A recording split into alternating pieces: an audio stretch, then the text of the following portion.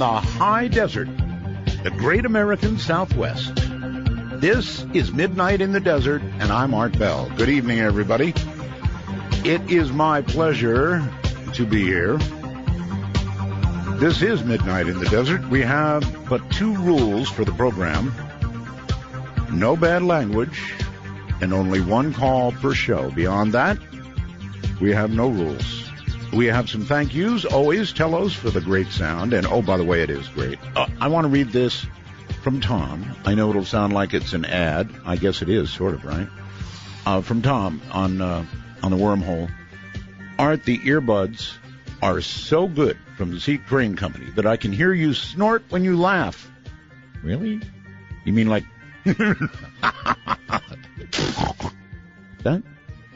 I got the premium wood ones, he says. I highly recommend. They fit well and love me. Thanks for the excellent advice. Regards, Tom in Reno with an H. I guess it's Rhino. Anyway, Telos for the great sound. Thank you. Keith Rowland, my webmaster I've found out of 20 years now.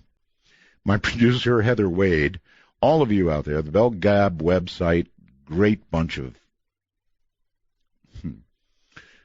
vaguely lovable, grumpy, interesting people. A site called People Who Love Art Bell, midnightindesert.com, the Bell Gab web, I said that, the Stream Guys who get it to you, lv.net, and they get it to the Stream Guys, and then, of course, our commercial guy. If you want to run a commercial, you'd be well served since we have so few. Contact Peter Eberhardt. You can find him at artbell.com. All right. Just a couple things to note. One, China rattled entire global financial markets by announcing they are devaluing their currency. Now, do you know what that means? And that means that things from China are going to get cheaper. They're trying to stimulate their economy. It declined by 1.9%. That's big. That really is big, folks. The biggest drop in a decade. And so things from China will get cheap, but it's not necessarily good for us. The Donald made a big deal of that, and he's right about that.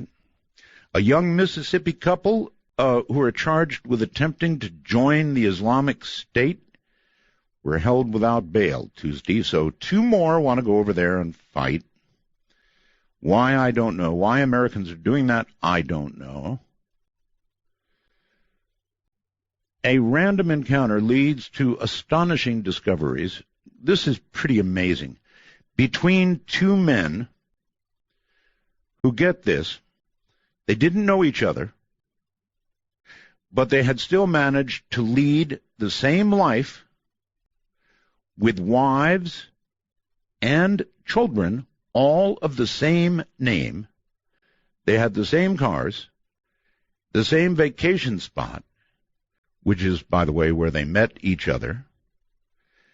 Psychologist Chris McKay says in his years spent as a therapist, he's begun to understand something about synchronicity. I mean, what are the odds of that, right? Two lives identically led. Just less than 0.1% difference between them. Actually, no difference at all. It would just be too weird. It's like I would go on vacation, meet another guy who looks like me, meet his wife named Erin, and his daughter named Asia, and we're driving identical cars, color, everything. That is just simply too weird. That was from Anomalous.com, and what a good website that is. All right, I'm going to read this, and then I'll break. Now, I don't want a response to this tonight. Maybe we'll do it Friday. It's going to open the doors of whatever. I don't know what it's going to open. Have you noticed this is all over the Internet, so I just simply can't and won't ignore it. Have you noticed there's a tremendous amount of Internet buzz about the month of September 2015? Never before have I seen so much speculation about what would happen in one particular month. Some people believe that we're going to see an economic collapse next month. Others believe there's going to be some sort of historic natural disaster. Others convinced Judgment Day is coming. So right now, large numbers of Americans are apparently stocking up on emergency food and supplies like crazy. I'm beginning to get a little concerned about the period myself. Several weeks ago, I think I did express a belief that chaos will begin once the summer ends. These are the last days of normal life in America, people are saying. Just about everything that we currently take for granted is about to be shaken. It seems a lot of people lately are having a gut feeling that something really, really big is about to unfold, but nobody knows exactly what it is. Maybe people are feeling this way because of the events that, are taking place around them now. Signs in the heavens, military stockpiling, politically disturbing events. There does appear to be a confluence of activity in both the political and spiritual realms, culminating in 2015, causing people's alarms to go off. So this is all over the Internet. I'm not going to talk about it. In fact, I refuse to talk about it now, but we may talk about it Friday. It will open the gates of whatever. All right, coming up in a moment, Seth Shostak. Seth developed an interest in extraterrestrial life at the tender age of 10. When he first picked up a book about the solar system, the innocent beginning eventually led to a degree in radio astronomy. Now, as senior astronomer, Seth is an enthusiastic participant in the Institute's SETI observing programs. There's more than one. He heads up the International Academy of Aeronautics, a SETI permanent committee. Hope I got that right. This comes in slightly, if somebody types on an Apple computer, when I get it, it comes out a little differently, especially the punctuation parts. Seth, no, wait, there is more. I forgot. Seth will also update us on all the signals thus far received from all the life forms out there. All right?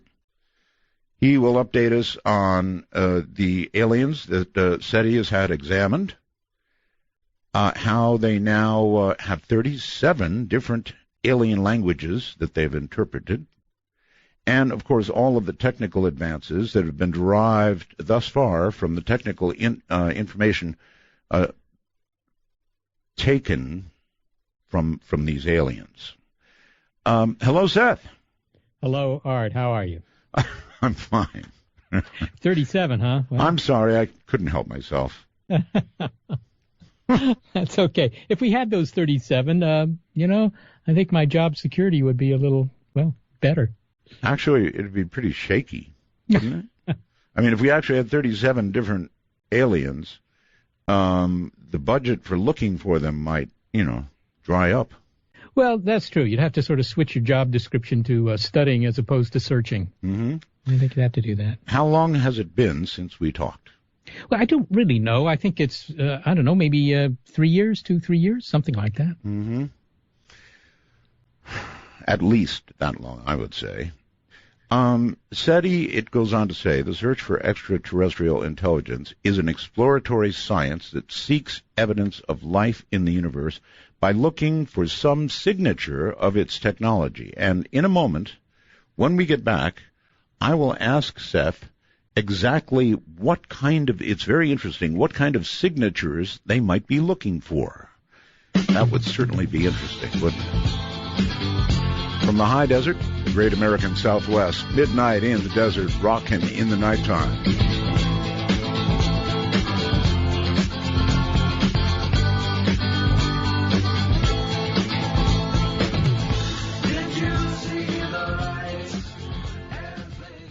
Now, you've got the landline number, right? It's area code 952-225-5278. Once again, 952-225-5278. Now, you can also call us on Skype from North America. The way to do it on your iPhone or your computer or whatever, just bring up Skype and put in MITD51. MITD51.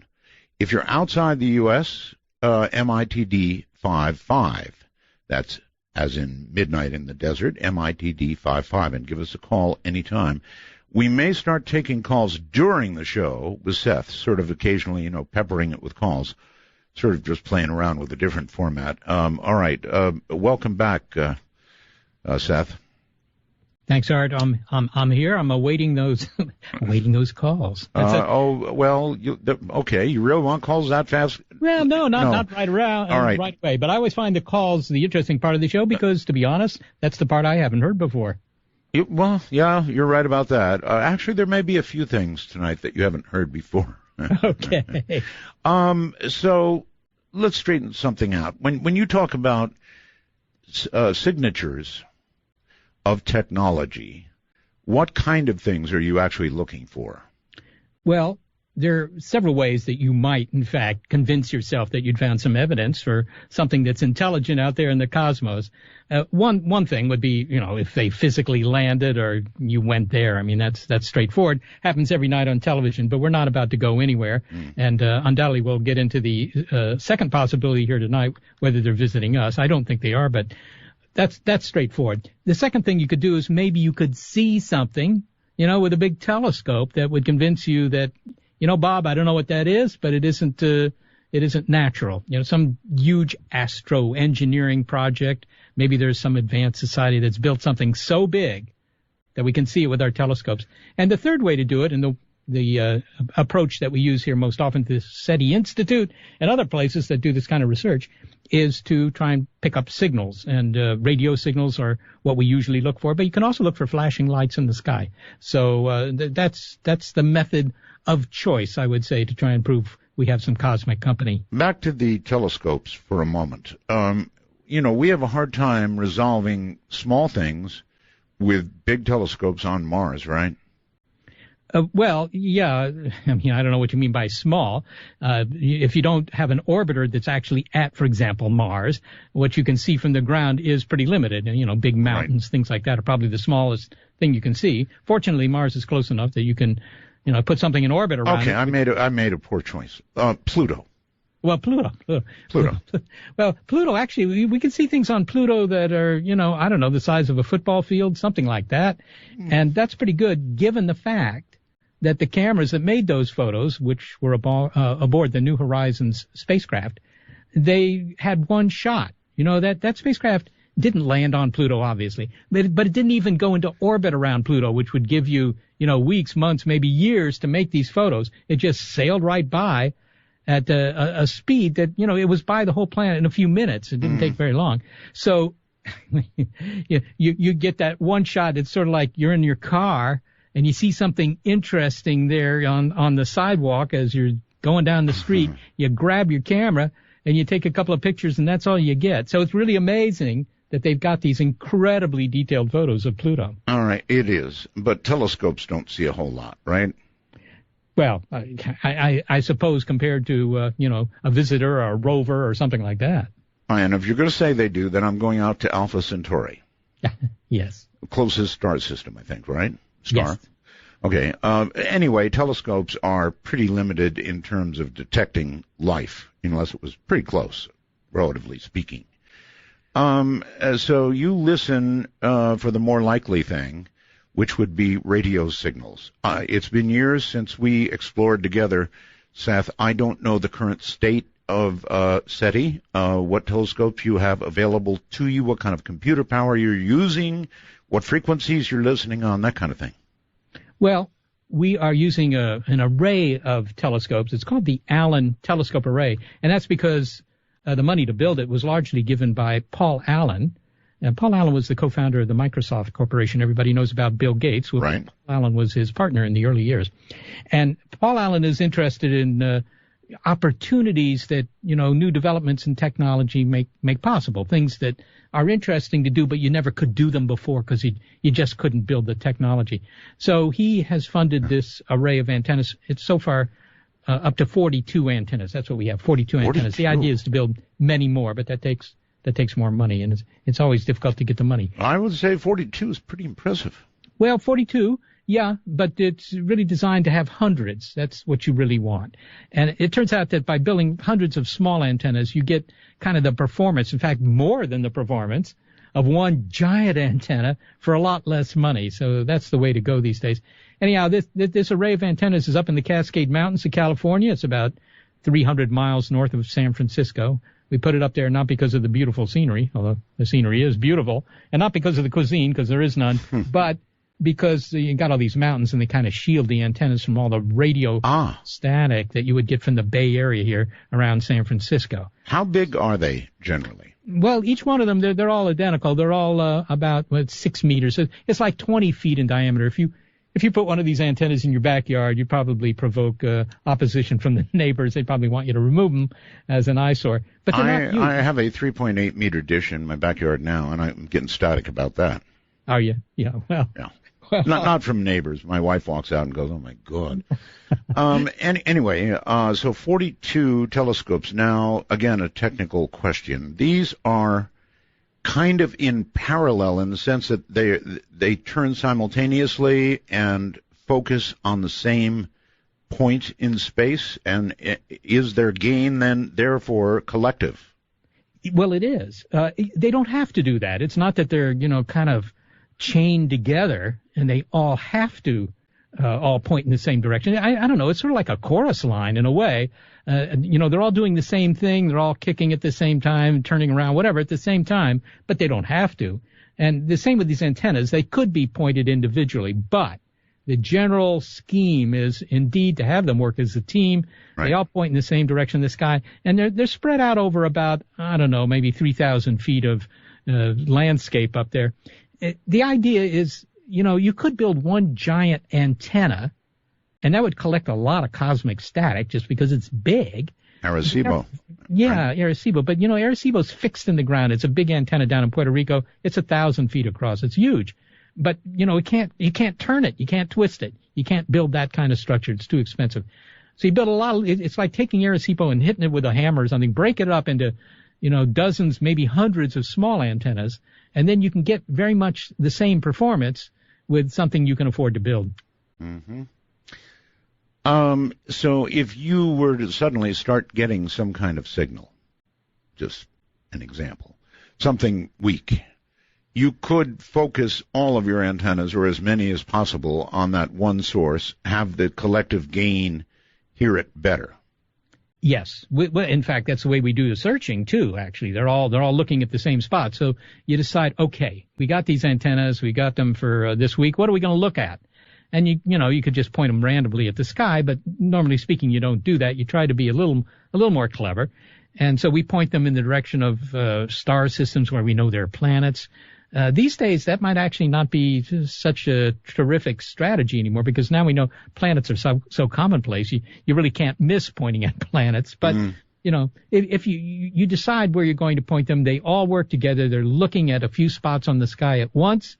And then you got this huge receiver that's listening to 30 million channels at once, trying to see if there's some channel in there, some frequency, some spot on the radio dial where you pick up a signal and, change the world. 30 million channels at once.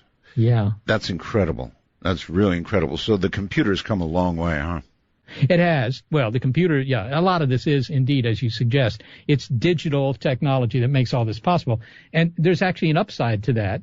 The upside being something called Moore's Law, which, sort of drives the industry around where I'm sitting, which is the Silicon Valley. As most listeners will know, every couple of years you got to replace your computer because, the computers on the store shelves then are so much faster than the one that you had that you don't get any respect at parties when you tell them you got I know, it's depressing.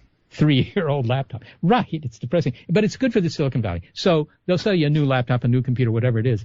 The same is true for SETI. Every couple of years, the equipment gets so much better that the search becomes faster. So I think that's what keeps me interested. All right. Actually, not everybody knows about the WOW signal. Let's go over that incredible event that occurred to SETI. You had what you called the WOW signal, which was... Well, WOW signal. Yeah, we didn't pick it up, actually. In fact, it was before the SETI Institute, which is where I work, before the SETI Institute was actually founded. that came later. But this was a SETI experiment being run at Ohio State University, which is in Columbus, Ohio, I think. Mm-hmm. And they had a big antenna there that they'd been using for astronomy, radio astronomy. But it sort of outlived its usefulness, but it was still there, and it was a perfectly good antenna. So they said, okay, what we're going to do is just put the brakes on it. We're going to have it just park here, just aimed in one direction. You might think, well, that's not terribly interesting. But, of course, the Earth does rotate. And so, it's looking at one spot on the sky, but, the sky kind of sweeps across it as the Earth revolves. And so they just put I think it was like a 64-channel receiver. I don't know how many channels their receiver had. It wasn't 30 million. It was a small number. This was in 1977. And, it would just look for signals. And every morning, one of the astronomers, a guy by the name of Jerry Amon, actually, that was the guy's name, he would come in to the observing room. In those days, they print out the results on paper, for people who remember those big line printers that computers used to have. And he would just flip through the paper and look for a signal. And one day he came in and there was a big signal and he wrote wow next to it. So that became known as the wow signal. I mean, this is maybe the triumph of marketing over product because, all those other signals that were found, and there were many others that were found in those days, they didn't have such a nifty name and they're not remembered. Huh. But the question is, was it ET? Okay, do you have a recording of the wow signal? No, there wasn't any recording. See, it was just a bunch of numbers printed out on this line printer. And you can go online. I mean, people who are interested should go online and just, search for... What do you mean a bunch of numbers? Look, we all saw Jodie Foster sitting right there with those headphones on, and this started up, right? Yeah, well, we did. And you're telling me it's only a bunch of numbers, huh? I don't want to disillusion you. You're too young for me to disillusion you, but, it was a movie. Not young. So, no. There were just like, 10, 12, 15 numbers that went from, something like 0, and then 1, 3, 5, 8, 12, and then they had some hexadecimal numbers because when they got beyond 9, they needed some other way to represent the number. But it's just a string of, maybe a dozen numbers. Mm. But these numbers are a combination of actual, numbers like 0, 1, 2, 3, ordinal numbers, then plus A, B, C, D, E, F. Now, if you program computers, that's hexadecimal. But it's just a way of representing numbers up to 16. So in other words, these were meaningful. They were just the intensity of the signal. That's all it was. It just went up and it came back down, and that's it. And if you listened to it, you wouldn't hear anything. You would just hear some static that went. That's it. That's pretty cool, actually. Yeah, well, that's kind of neat, but you can't dance to it. The thing is that telescope was programmed to automatically reobserve everything a minute later. So you sort of, check it out. Yeah, but the Earth is turning. It is, but they offset the receiver in such a way that it would look at the same spot in the sky. I see. So every spot on the sky got two tries, if you will, 2 opportunities to make the signal known. So this signal was found, but a minute later it was not found. So what was it? Well, maybe it was ET, and he was on the air for a minute and then he took a break. I mean, it could be, or maybe it was just interference and then it went away. Could be. But you don't know. Nobody knows. So, well, it had to be wow above everything else they were getting to be called the wow signal. Yes, it was very strong. Was it observed by more than one? Well, it wouldn't have been, no, because only that was pointed at it. Yes. There have been attempts since that time. I mean, this is quite a while ago. This is almost 40 years ago now. Right. And there have been attempts. There's a gentleman in Chicago, Robert Gray is his name, and he has actually gone to radio telescopes around the world and gotten a little bit of time and, reobserved that spot on the sky where the wow signal came from with much better equipment, actually, and much more sensitivity and looking over much more of the radio dial, and he's never seen it again. So, if you only see it once, you might be convinced, but nobody else is going to be convinced. Got it. All right. This is that break where you can walk around, do what you want. Break. We've got news, a couple of spots, and we'll be right back. I know you deceived me, now here's a surprise. I know that you have, 'cause there's magic. To sniff our packets. Then, with a smile on your face, please call the show at 1-952-225-5278. That's 1-952-CALL-ART. Love that. Actually, it sounds like an alien language, doesn't it? All right. My guest is a significant person, Dr. Seth Shostak. He is Senior Astronomer and Director of the Center for SETI Research. And that's quite a title. Seth, welcome back. Okay, I think welcome back. There you are. All right, Seth, a lot to talk about. So we had the WOW signal, and then you had been working for, many, many years, right? Well, yes. I mean, the WOW signal since 77, I believe, 1977. So that's a while ago. Okay, since 77, have you had anything as impressive as the WOW signal apparently was? Well, at the time of the WOW signal, the way you would do these experiments, and you point the antennas up in the sky, and you had to record the data. You didn't have the compute power back then to actually analyze it kind of real time. So typically you would record things on computer tape, like in the old sci-fi films, on these big tape units there, spooling computer tape. Yes, of course. Well, they actually had that stuff. So, you'd record those things, and then you would take this tape back to wherever it was that, you actually worked. That might be far away from these antennas. It might be thousands of miles away. So you'd cart all these tapes back to your office, you'd play them on a computer there, and then you'd analyze things, and you'd find a signal. And you say, well, what's that? And it looks kind of interesting. But, of course, you can't just immediately check it out because it's long gone. So in those days when you had that situation, there were lots and lots of signals that looked interesting. Mm-hmm. Okay. But today we have enough compute power that when you get a signal, you immediately check it out. And it turns out if you have that capability, then all those kind of intriguing wow-like signals seem to have gone away. So that says to me that those guys were not real. They were just interference, and you didn't have the ability to identify it as interference at the time. So then a person might almost say that since we've been listening, there probably has not been a signal indicating extraterrestrial intelligence received by radio. I think that's a fair thing to say. In 1997, we did have a signal that looked really good. And it looked good for, about a day. And I was at home. I just had dinner, and the boss calls me up at home, and he says, I think you ought to get down here. And so I drove down to the Institute and found all my colleagues arrayed behind a phalanx of computer terminals, all watching the screens because they picked up a signal that looked good. Now, that was very interesting and very exciting for about, 16 or 18 hours till we figured out it was a satellite. But for quite a while, that was maybe the longest time we went where we thought this could be it. Now, it would be sure fun to hear what that 16 to 18 hours was as all of you listened to this incredible signal that you thought was coming from elsewhere. That's still actually a long time, 16 or 18 hours. That's a long time. You, of course, called the president, right? Called the president of the local Rotary Club. No, I didn't call the president. I don't know the president's number, actually. But I was expecting somebody to call us. I have to say that, because usually you hear, come on, guys, if you found a signal, the federal government will move right in. The men in black will show up and shut you down or something. But, that's right. Yeah, it didn't happen. Nobody was interested. I mean, there were people who were interested, and by the time it was all over, the newspapers were calling because they knew about it by then. But no, the government never showed any interest. If the signal had been a description of how to build a better bomb, they'd have been there. Trust me.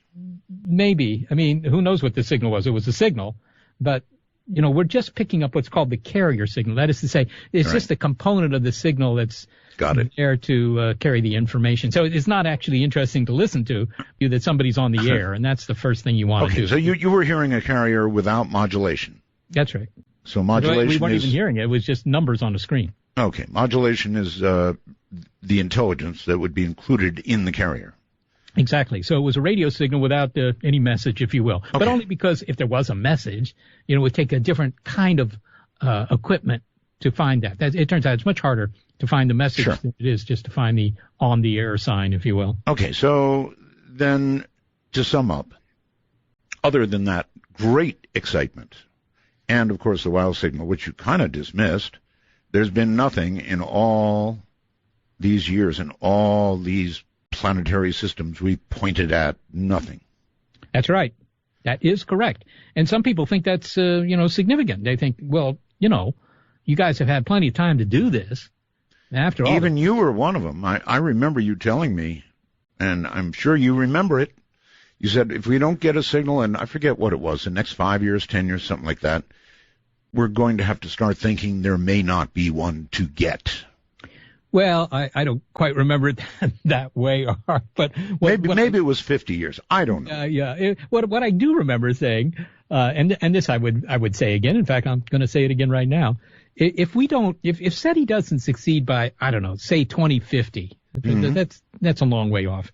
2050, so that's 35 years away.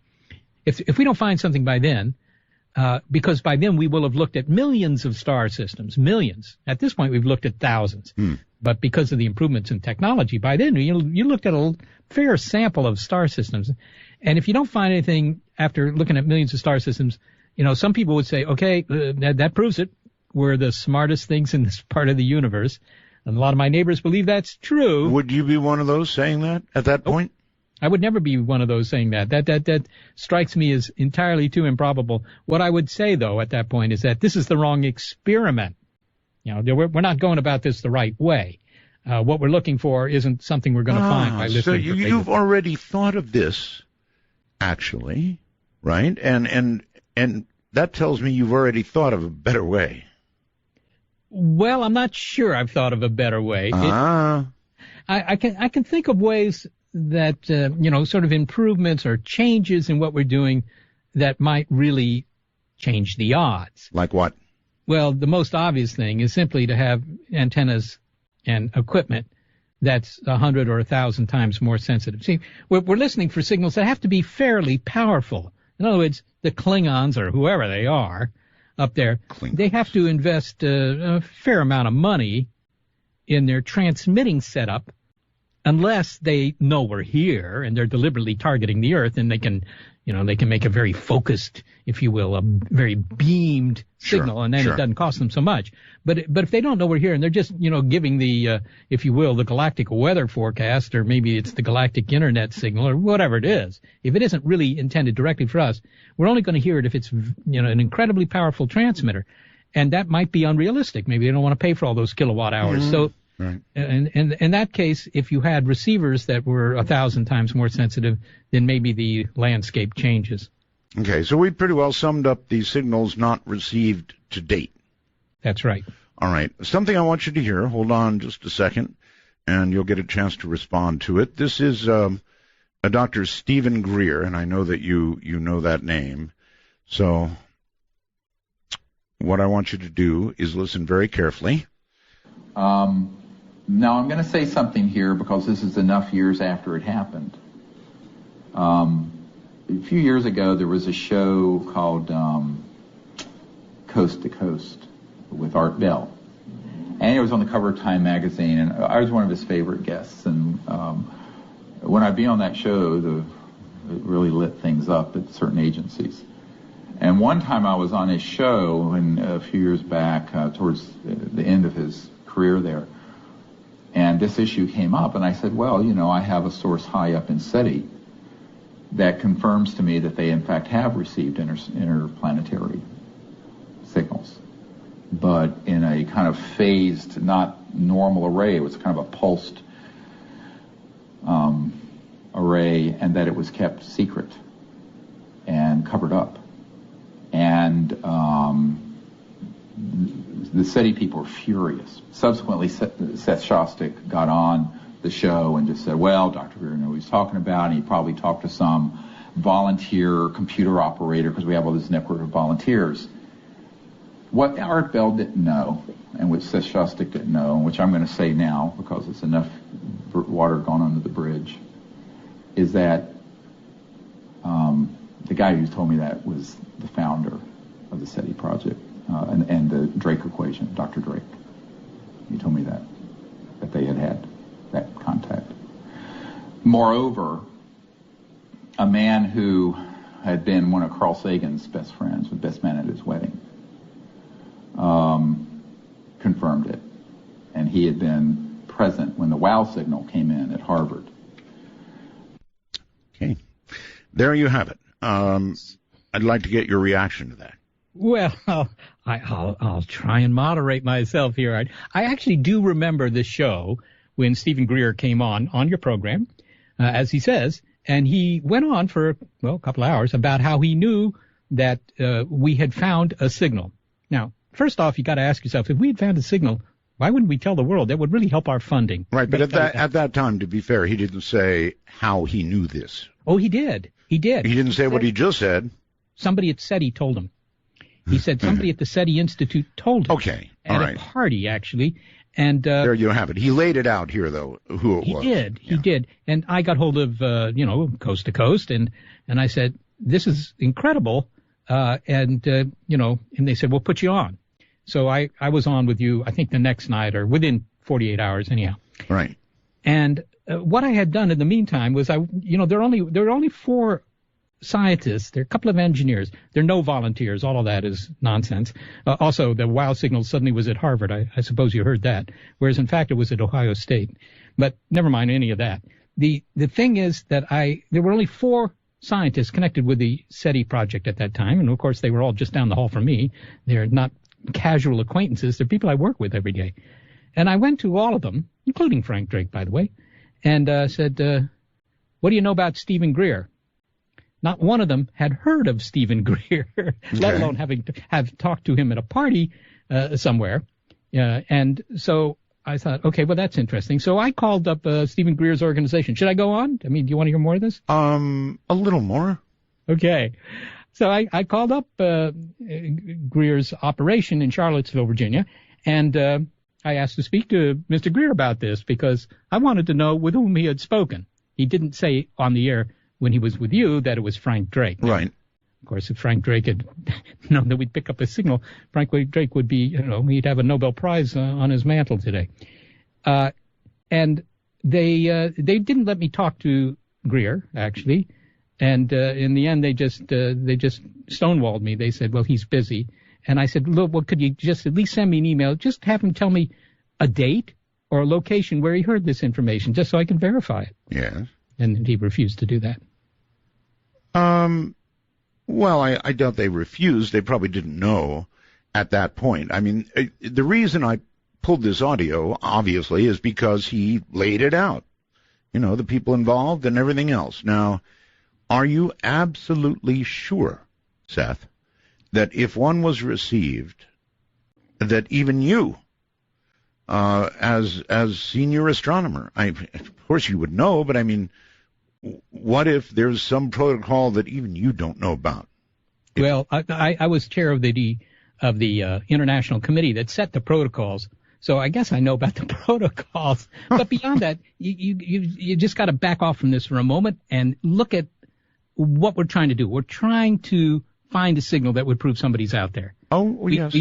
Okay, and we do this on the basis of volunteer donations. I mean, the only money we get for this is the money people send us because they think it's an interesting thing to do. Now, if we had found a signal and that looked pretty good, doggone it, that the problem of the funding of course would go away. But it would be like asking a cancer researcher, Ralph, you're looking for a cure for cancer. Mm-hmm. Now, are you sure you're not keeping that a secret? Maybe you found it and you're keeping it a secret. Would you say, well, does that make sense? From some points of view, Seth, it does. Well, not in the case of SETI because, there are people who will say, Seth, if you guys find a signal, probably the government would want to shut you down, keep that news quiet. Yes. And I ask every time somebody says that to me, I have to come back and say, why? Why would they want to keep it quiet? It would be one of the most interesting discoveries ever. So why would they want to keep it quiet? If you discover Antarctica, do you want to keep it quiet? Well, I've got a lot of answers for that. Okay. And I'm listening. And we've had this argument before or this discussion before, but there are obvious answers. It would, depending on the nature of the contact, it might well very much upset religious faith across the world, not just here, but across the world.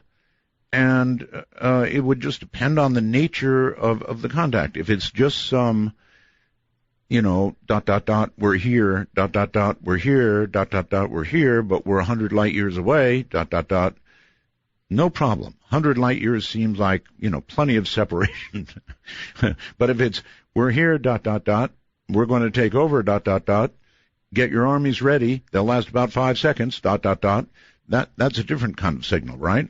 Well, to begin with, that's a signal that we couldn't pick up, right? Because that one has modulation, right? That's a signal with a message. Remember, we're only listening for the dial tone, if you will. We're listening for the carrier.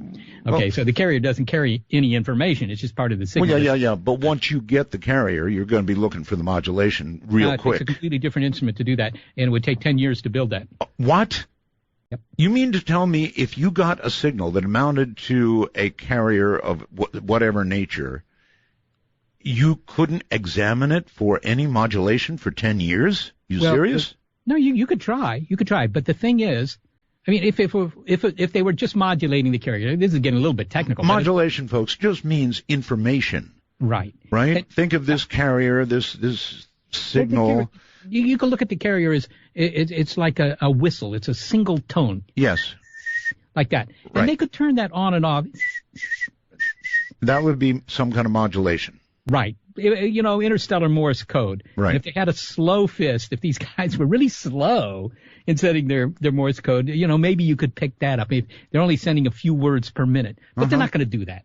If they're going to the trouble of building a transmitter that's, sending information into space, they're going to send a lot of information. You're not going to waste time, sending a few words per minute any more than you want a dial-up modem anymore. So, Well, when we transmitted from Arecibo in that very controversial transmission, we sent information.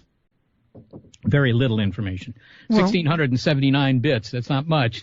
Any page of text in a magazine has considerably more. More than a blank carrier, though. It was done with two carriers. And you might be able to get that. But the point is really a different one. The point is you're picking up a signal. There's no danger in picking up a signal. If somebody tunes in their favorite talk show host, right, in their car radio, yes, they don't have to worry that talk show host is going to jump into the car and start giving them a hard time just because they got tuned in. The talk show host doesn't know who's tuned in, right? So that would be the same with us. We pick up a signal. Of course, they don't know that. The signal may have even taken 1,000 years to get to us. The guys who sent it might be long gone. But I sometimes feel like strangling my callers occasionally. But do you ever do it? No, it's just a thought. Innocent. That's the difference. And in any case, Mr. Greer, I've had to occasionally debate him on the radio, but he just makes stuff up. I hate to say this, but he just makes stuff up. So that's where you stand in response to that statement. He made it up. Yes, absolutely. You can talk to Frank Drake himself. Ask him, hey, Frank, did you ever talk to this guy, Stephen Greer? I asked him that, actually. And he said, I don't know who that is. That was his response. Well, yes, and you would think if he made a statement of the kind of magnitude we're talking about here, certainly he would have recalled it. Oh, well, not only that, but if we picked up a signal, it doesn't matter whether he recalled, Stephen Greer or not. Unless Frank, turned around after you asked him and thought, oh, my God, how does he know? You don't think so, huh? I don't think so, no. Nope, really don't.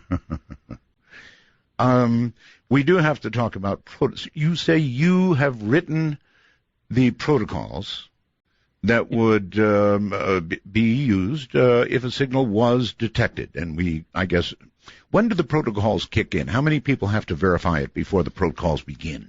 Well, the protocols are simply, if you will, a code of good practice. It sounds like something for a television code of good station practice? Or something. It does. It's no force of law.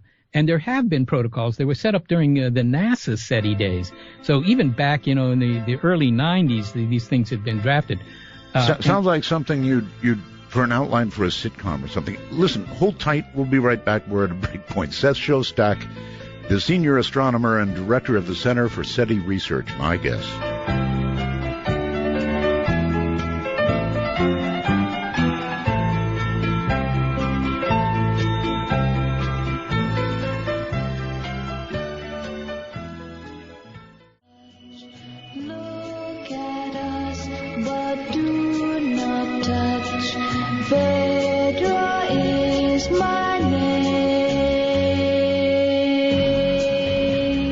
that darkest time between dusk and dawn. From the high desert, it's Art Bell's Midnight in the Desert. Now, here's Art. Well, okay, I'm going to sort of semi-open the phone lines, even though we've got a lot to talk about with Seth. So if you have a Skype call you want to make and you're in North America, it's so easy. MITD 51 is what you put in. It's like you're going to dial something. MITD 51 and call us. Here is Seth Shostak once again. All right, well, so we've got to face at least the possibility, Seth, that we are all alone. Although we did recently, I saw this amazing photograph. In fact, it was too amazing to be true. They called it Earth 2. I guess you probably saw that headline somewhere. There's this planet they found, but it's really far away, I think. And they call it Earth 2. Did you see that headline? Well, I think you're probably referring to a planet called, its other name other than Earth 2. It's Kepler 452b. That's the one. Okay, all right. Well, that probably doesn't look quite as impressive on the library card as Earth 2. No, and they actually showed a picture of it. You know, it had an atmosphere. You could see continents. Yeah, well, all of that is an artist's impression. Yeah, you got it. No, they haven't actually seen this thing. This was found by the Kepler Space Telescope, which is a NASA telescope up in orbit. And it was launched, 4 or 5 years ago? And what it does is what it did up until, part of it broke up until about a year ago, it would just stare at 170,000 stars and just measure the brightness all the time. Every 30 seconds, it would download, the brightness of each one of those 170,000 stars. And if what a particular star had planets going around it and they were oriented the right way, well, that planet would get in front of the star and just reduce the brightness of the star. An Earth-like planet doesn't reduce the brightness very much because it's small compared to the star. Right. It will reduce it by about 1 part in 10,000, so 0.01% typically. And this was one that they found in the data that did that, and it was about the same size as the Earth. It was also in the same sort of orbit as the Earth because its year, they know that because of the time between, it dims the star and then a certain period of time later it dims it again, then dims it again. And the period of time was 385 days. Pretty close. Well, it's pretty close. So, if you lived on that planet, you would age a little bit less quickly. At least the birthdays wouldn't come quite as quickly. And so it also is orbiting a star that really is very similar to the sun, a little bit brighter, but not much different than the sun. So here you have a planet. It turns out to be about the same size as the Earth, a little bigger, 60% bigger. It has the same year. We don't know if it has the same day or anything like that, but we know the temperatures on that planet are going to be somewhat similar to Earth because it's the same distance from its star. So that's why it's called Earth 2. It's a cousin of the Earth, we think, maybe. Okay. That is neat stuff. So it's very much like Earth in most ways that we can see, including perhaps the temperatures. I guess we have no way yet to detect if it has water, right? Yeah, that's hard to do. The problem is there are ways you could think of to determine if it has water. If you could get a little bit of light from that planet and pass that light through a prism and then analyze the rainbow and all that stuff. These are things that astronomers do all the time. You might see water vapor in the atmosphere, that sort of thing. But you have to get some light from the planet. And the problem is this star system is, I think it's 1,400 light years away. All right. That means, folks, that if you could travel at the speed of light, you would have to travel for 1,400 years to get there. Correct, Seth? That's right. Well, if you could travel at the speed of light, you get there essentially instantaneously from your point of view. But from anybody watching you go, they'd say, Luigi took 1,400 years to get there. No, wait a minute. What have I got wrong here? If it's 1,400 light years away and you're traveling at the speed of light, it takes 1,400 years to get there. Depends on whom you ask. That's just special relativity. That the clocks don't all run at the same speed, at the same rate. This is what Einstein figured out and published in 1905. If you're in a car, you've got a watch and it's set to the same time as my watch, and I'm just standing on the side of the road watching you drive by, I would see that your watch seems to go slower than my watch. Yeah. Now, at 60 miles an hour, that doesn't make really much of a difference. No. But if you're going at the speed of light, then your watch stops. So from your point of view, it took you no time to get there. But from but of course you can't go at the speed of light. So maybe that's not the right way to look at it. Maybe the right way to look at it is if you could go, say, 99% of the speed of light or something like that. Yes. Then from the standpoint of somebody on the ground, they would say, okay, it took them, a little over 1,400 years to get there. But from the standpoint of the crew on the spacecraft, they would say, well, that only took a couple of months. They would have only aged a couple of months. They would have only aged a couple of months, but Right. still they would have spent 1,400 linear years in travel, wouldn't they? Only by the calendar and the clock back on Earth. The clocks on their ship would have said, well, we've been here for 3 months. Really? Or whatever it was. Yeah. That's relativity. I mean, it's non-intuitive. Well, that's relatively cool. Yes, it is relatively cool. It's also relatively strange. But, I mean, in some sense, that's the big hope for ever going to the stars. All right, listen, you want calls. They're ringing off the hook, so let's take a couple, okay? Okay. All right, here you are. It's Midnight with Seth. Hi. Hello, Art. Hi there. Yes, sir. Welcome back. Thank you. But some of us, having to go through the Art Bell withdrawal. Well, thank you. Where are you located, Mary? Okay, I'm calling from Niagara Falls, New York. New York. Okay. Well, here's Seth. Go ahead. Yes, Seth. Number one is I've been a big fan of the SETI at Home software. Been running it for years, and I recently stopped for a while, but that's beside the point. You guys started to address what I was about to ask. I see one of the problems is that while you're searching for a signal, if you're trying to get a signal from a star system that is, say, 1 million light years from here, well, then you're betting on a civilization that is, 1,000,000 years more advanced than us, because it's going to take 1 million years for that signal to reach you. That's a pretty good point. Is that a correct thinking? I think it is, It's relatively speaking. Okay. Just a couple of things there. I didn't get your name. Mario. Oh, Mario. Mario. Okay. Are you super? Okay, Mario. Well, you're absolutely right about that. That means that if it was from 1 million light years away, that the signal was sent 1 million years ago, and that means that they would have had to have developed, powerful radio transmitters 1 million years before we did. That's not impossible. The universe is 13 billion years old. The Earth is 4.5 billion years old. In other words, the universe has been here 3 times as long as the Earth has. So most of the stars out there are billions of years older than our own. So, what the heck? Why couldn't they be 1 million years more advanced? But okay. Yeah, but go ahead. Just like our television signals have left this planet and is traveling throughout space, okay? Someone could be watching I Love Lucy, even though I don't think it's gotten that far to another star system yet, okay? So that race really doesn't have to be that much more advanced than us, but the idea is trying to pick up a signal. That race would have to be 1 million times more advanced than us for that signal to have left that star system for you to receive. Got it. I really do have it. Thank you. Thank you, Mario. Well, all right. Let's take off from there. First of all, why does everybody use I Love Lucy? Well, That always has to be the thing received. Anyway. Yeah, I think it's written into law somewhere.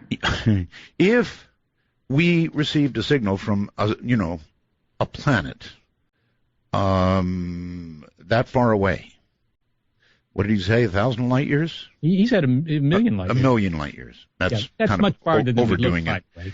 Overdoing it. Say 1,000 light years. That would mean that we were essentially looking 1,000 light years into the past when they had radio.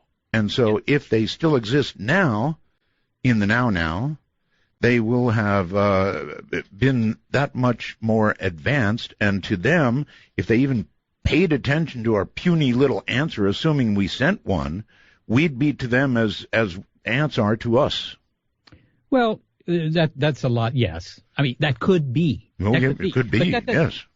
A couple of things to begin with. In general, we're looking, tens, hundreds of light years away. So the difference isn't that enormous. But the point is still valid. But so what? Well, what do you mean? So what?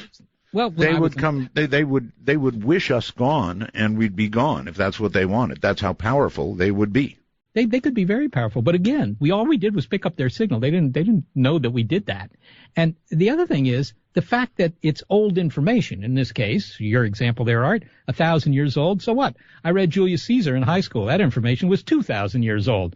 It was still interesting to read, and Julius Caesar wasn't going to attack me for it. And I didn't have to worry about the fact that if I talked back to him, he was now more advanced, anything like that. So what? I mean, the fundamental point is that if you pick up a signal, yes, it's old. It might only be 10 or 20 or 50 or 100 or 500 years old. It might be 1,000 years old. A million is much, much farther than any of us ever have looked. Let's stay in the middle, but 500. 500 years, my God, Seth. Think of us, if you can even try and imagine us, 500 years from now. Yeah, no, that's scary. Well, I hope we have the cure for death, Art. But yes, okay. But there's an advantage to all this too, and Mario may have been going in this direction. That if you hear from a society that's very much more advanced than we are, right? I mean, maybe you hear from them just when they're at the same level that we are, but it's more likely they're more advanced because they really need those powerful transmitters for us to hear them. Then maybe they can teach us something. And the fact that they're not there anymore or their society has moved on to who knows what, well, that's just the way it is. But it might still be very interesting to hear from them, even though you're reading newspapers, if you will, from last week or last month or 10 years ago. But if it's the only newspaper you get, it's still interesting to read it. It would be interesting. I certainly agree with you, but it also could be catastrophic. That thought in mind. Walnut Creek, you're on the air with Seth. It's midnight. Hi. Hi, Art. It's an honor to speak to you, and I'm calling from Walnut Creek, California. Good evening. Seth, I'm not a comedian. I'm not trying to be funny. There's just some weird things that pop up in my head every so often, and I've wondered, nobody can seem to answer this question. I'll email people, nobody gets back to me. Nobody has an answer. I'm wondering, is there anything slower than not moving? Is there anything slower than not moving? That's I think is interesting twist on how high is the sky, right? Yeah. By definition, if you're not moving, that's about as slow as you can go. But maybe it's worth pointing out that it's impossible not to move at all. Okay. I mean, you might think you're not moving, but of course, if you're just sitting there in a chair, you are moving because the Earth is rotating, and then the Earth's going around the sun, and then the sun is headed off into the galaxy, and the galaxy's moving, so everything's moving. And you say, well, wait a minute, there must be something that's not moving. Turns out that there's really nothing that's not moving. You can take a bunch of atoms and you cool them down, and they slow down when you cool them down. Mm-hmm. And if you could cool them to absolute zero, then they would stop in theory. But in fact, they never stop. They never stop. So everything is always moving. So I guess in that sense, complete stop is kind of a misnomer. Okay, caller, are you worried you're lazy? I guess he's gone. Yeah. No, wait a minute. Here he is. Stop listening. Caller? Yeah. Maybe you just weren't moving quick enough. No, I know I'm lazy. I just,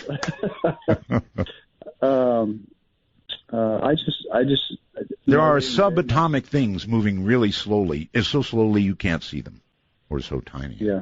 Yeah. Okay. I've never heard anybody. Thank you. I've never heard anybody ask that question. So, just based on that alone, you should win something.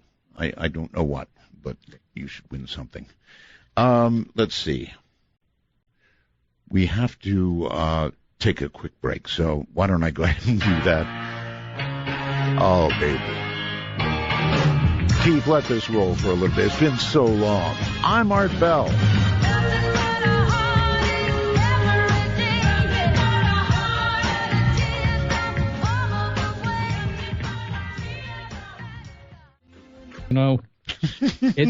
Look, I could make excuses and so forth and so on, but the facts are we would do that.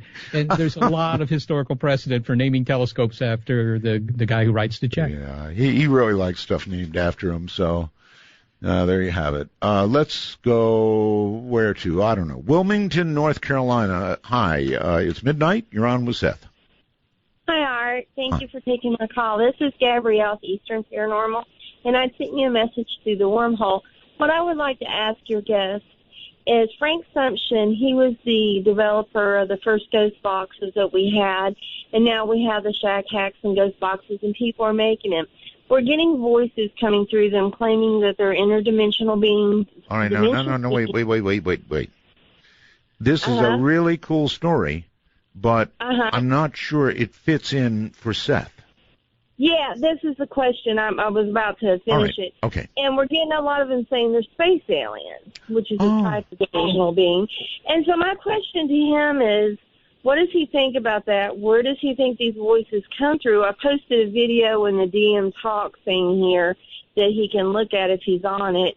But that I'll get off and listen to No, don't go away yet. Actually, I'm glad you have asked this question. Now, Seth, you're listening with very powerful dishes and computers looking at millions of frequencies. But how can you rule out the possibility that the communication will come in some way that we simply don't expect, maybe even one like she's talking about right now? Well, I don't know the details of the ghost boxes, I have to say. I don't have one in my home. But in terms of could it come, in a different way? Could the proof come through a ghost box? I mean, really? Well, maybe I should look into them. But maybe you should have a ghost box. Young lady, can you get Seth a ghost box? I absolutely could get Seth a ghost box.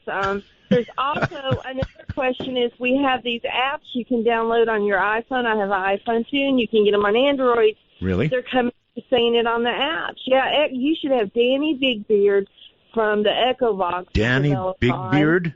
Danny Bigbeard. He's got the Echo Box on, and they come through and they talk through them. And like I said, some say we're ghostly emitted. I have one of those, but I have a ton of them that say we're aliens, we're on the moon, they say they're on Mars, they say they're in all kinds of crazy places. All right. If you would please send a ghost box post haste to Seth Shostak at SETI Research Center, and I know he'll be looking for that box.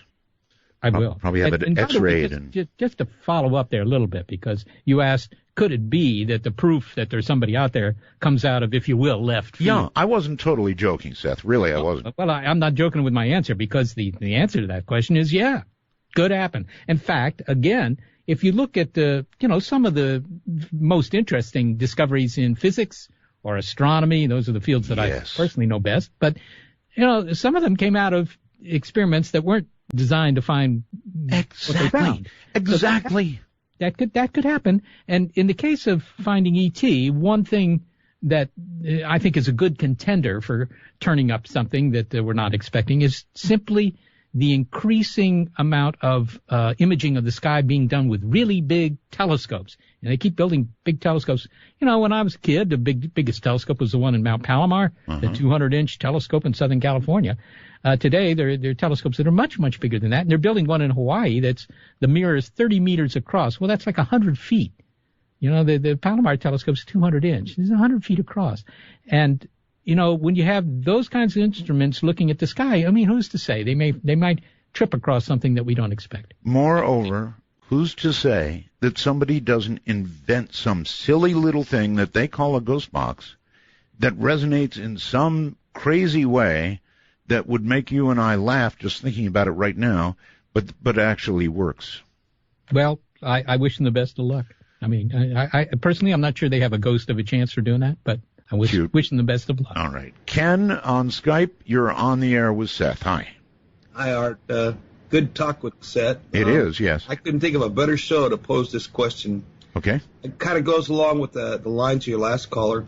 It's regards to the frequencies that you span. I know most of it's in microwave spectrum, but from what I understand, gravitational waves travel much faster. And another thing that you might want to add to that comment from the other caller is our brains have magnetite in them, and we're subject to magnetic field influences and possibly gravitational waves. Could it not be that what she's trying to relate to is that mental communication with the brain is a possibility and much faster than speed of light if it's on a gravitational wave? I sure don't rule it out. Seth?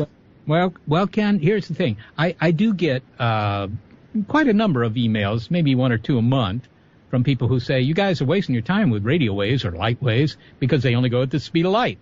So why not use gravitational waves? Why not look for gravity waves coming from deep space? There are experiments, by the way, to look for gravity waves. Even, Seth, from another dimension. That's or spooky. It could be spooky matter, related to spooky matter. Spooky matter. Well, there is spooky action at a distance. That was Einstein's way. Right. But Ken, just to make sure that you get this, according to Einstein, gravity waves travel at the speed of light. They don't go faster than light. They don't go faster than radio waves.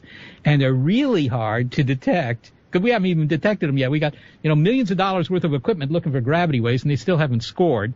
And to generate a gravity wave that's strong enough for somebody to pick it up, on some other star system, requires doing something really impressive, like shaking your planet or shaking a star, something like that. It's hard. What if it's brain-to-brain communication? I mean, ESP has been long known as a possibility.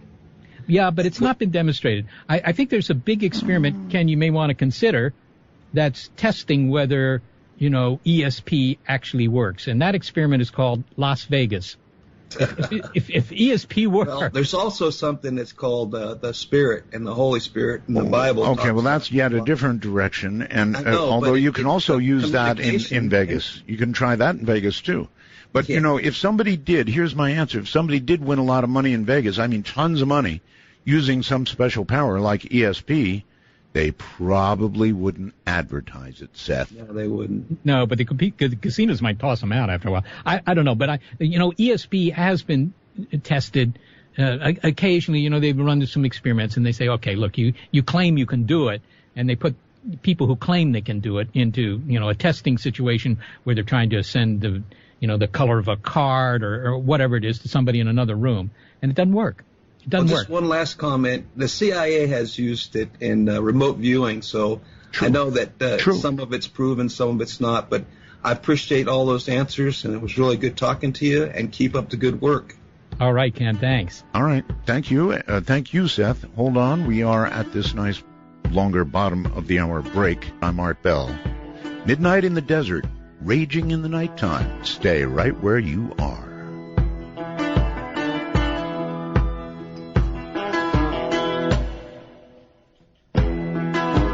Listen to the wind blow, watch the sun rise. No.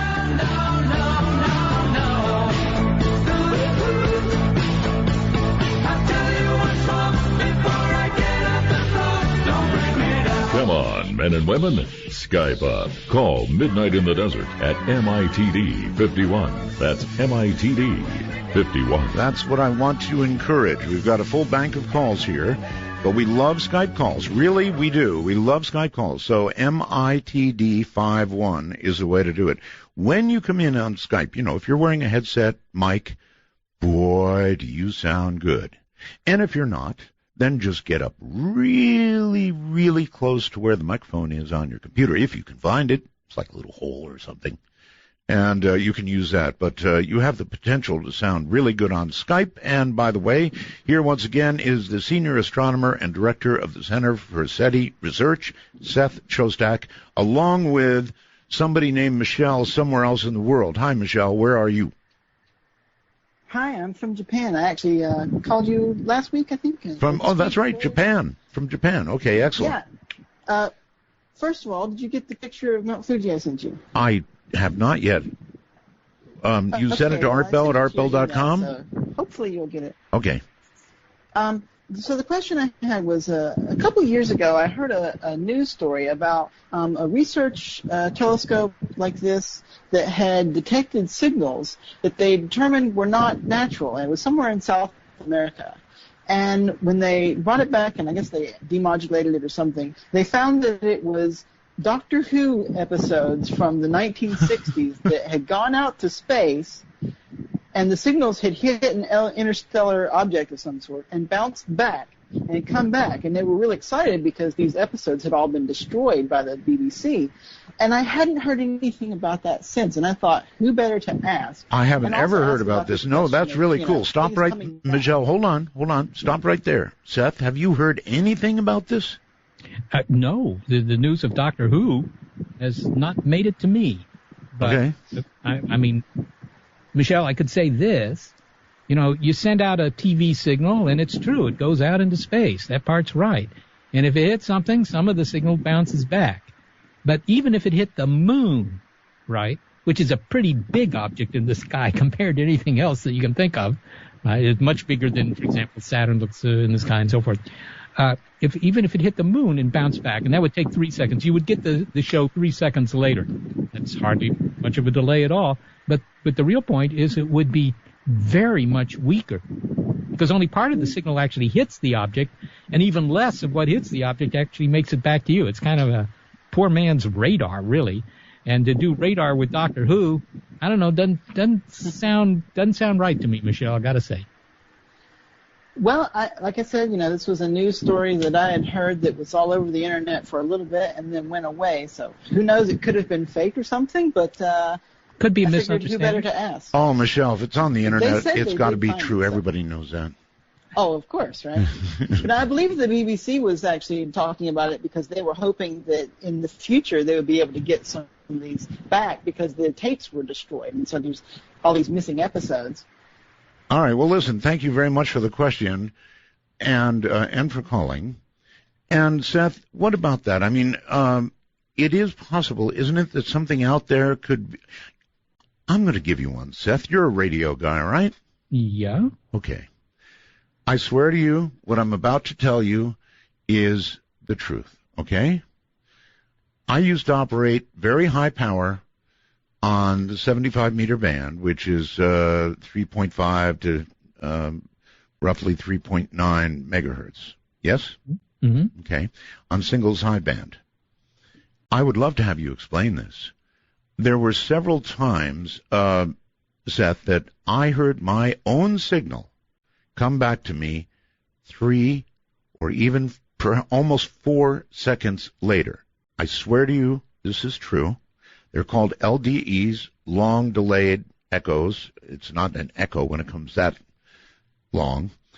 Nobody knows how it's done or how it could be done because, after all, radio travels at slightly less than the speed of light, right? Well, it depends on the medium, but normally it would travel at the speed of light, at least in a vacuum. Or actually, it's slightly under, I think, the speed of light. Anyway, whatever. It goes fast, right? Mm-hmm. So it couldn't even be the moon. If you do the math, 3, almost 4 seconds, it couldn't even be the moon, Seth. And there are a lot of ham operators that back me up. This is true. I grant you I'm operating high power, legal limit, all that stuff, big antenna, yeah. But it's not possible. Now, you're going to say somebody was screwing around with you, playing you back to yourself. No, because in order to prove it to myself, I went sliding up a few kilohertz one way or the other several times, and each time it came back on the same frequency. How could that be? Well, Art, I'm not sure I can answer the question. I long delay echoes, I've certainly heard about them. And, you know, depending on the angle of the antenna and all that, it's conceivable. Maybe the signal bounced from the ionosphere back to Earth and back up to the ionosphere all the way around the Earth. Maybe. That doesn't sound... Even so, even if it did, the math doesn't work. Well, it depends on the angle of the bounce. But, you know, the moon, you ruled out the moon, but you shouldn't rule out the moon. The moon is a 250,000 miles away. So to go there and back is 500,000 miles. So the 500,000 miles, the speed of light is 186,000 miles a second. So to go to the moon and back takes a little over 3 seconds. Right. So there you go. Well, maybe you did moon bounce. All right, fellow hams, hear me when I tell you, my own signal coming back to me was 20 over 9. Now that's a strong darn signal, Seth. Well, it is. I don't think it was moon bounce because of that, because you wouldn't expect it to be so strong. But not even close. Not even close. All right, back to the phones we go. Mount Pleasant. Hello. Hello. Hello there. Turn your device off, please. It is off. Okay, excellent. Thank you. All right, it's midnight. You're on with Seth. Go ahead. Hello, Art. How you doing? This is Wade. Ham radio operators around the world are listening to you this evening. And I've got a question about the reason you need high-powered transmitters to listen. The spacecraft that just did the Pluto flyby has a maximum output of 12 watts. Mm-hmm. 12 watts isn't a lot of power, and it's got about a 30 dB gain antenna.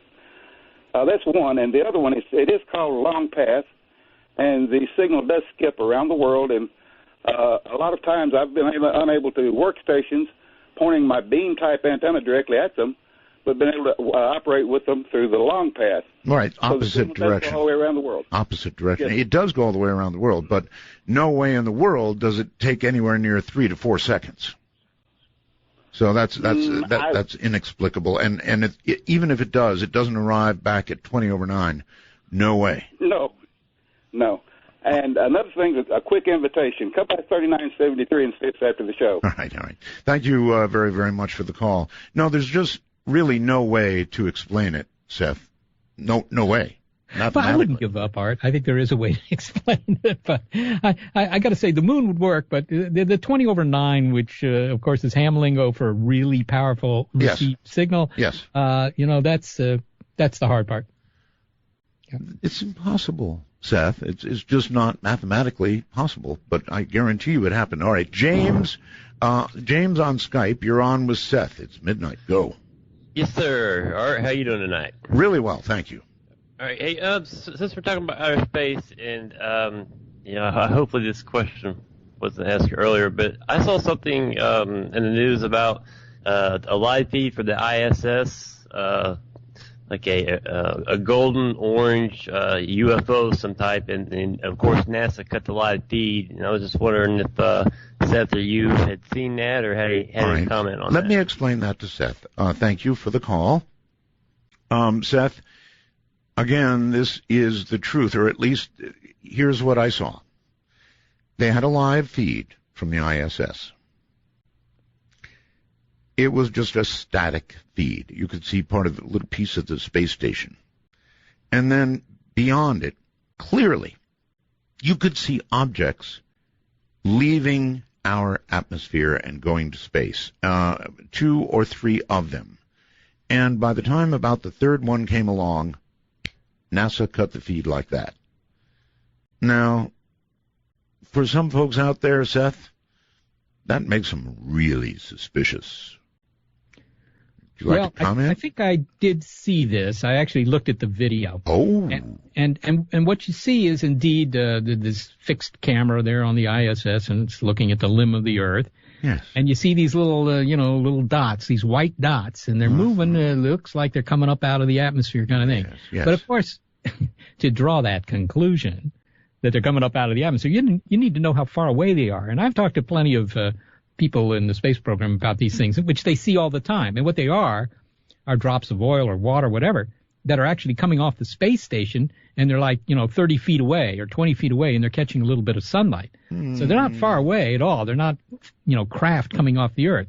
So you see these a lot, actually. And so if you see them a lot, and then the transmission goes down for whatever reason, maybe they're over a part of the Earth and they don't have a good downlink, and the signal goes away. I'm sure that's it. It's very, very convenient to say, well, all right, NASA doesn't want you to see these saucers. Right. Well, maybe NASA doesn't want you to see oil drops. Well, maybe not. But there are a lot of us who look at something like that, and frankly, it really did look like they were coming up out of the atmosphere. Well, it does. But that's a common problem, actually, in the whole UFO realm, that people will say, well, it was moving at thousands of miles an hour, and it was this far away, and that kind of thing. And, if you're going to say that, you need some way to gauge that. You can't just say, because that's what it seemed like to you, that it was moving very fast, because you can only tell how fast it's moving if you know you need to know how far away it is. You need to know how far away it is. And if it's something in the night sky, it's pretty hard to tell how far away it is. It might be 100 miles up, and it might be 1,000 miles up, and it might be 10 feet up, and then, it might look all the same. It's just a drop of oil, huh? Or water, yeah. Maybe water, okay. Yeah. Virginia, all the way to the state of Virginia. It's midnight for you, and you're on with Seth. Seth, this is Gladys in Richmond, Virginia. I'm listening on shortwave on 5085 kilohertz. And I've got a question for you. I saw a UK Near reporter ask you an article that was published kind of worldwide on August 4th about this alleged crab creature on Mars. And you kind of dispensed with that very abruptly according to what she reported. I don't know if you were quoted correctly as being this pareidolia thing. And, that's sort of a reptilian brain thing. Now, there's 4 images that were taken by the rover, and they were taken on Sol 710, which was on August 5th, 2014, over a year ago. Mm-hmm. It was widely reported to be taken in July. I think that caused a lot of confusion. So about 372 days ago, rover's driving by this cliff face, and it's taking photos, and it caught 4 photos of this object, which was widely reported as a crab. In reality, I've done some analysis, and I can assure you I'm not, seeing things that aren't there. I'm doing a exobioanalysis, a reverse engineering of exobioengineering to try to see exactly what this creature is composed of.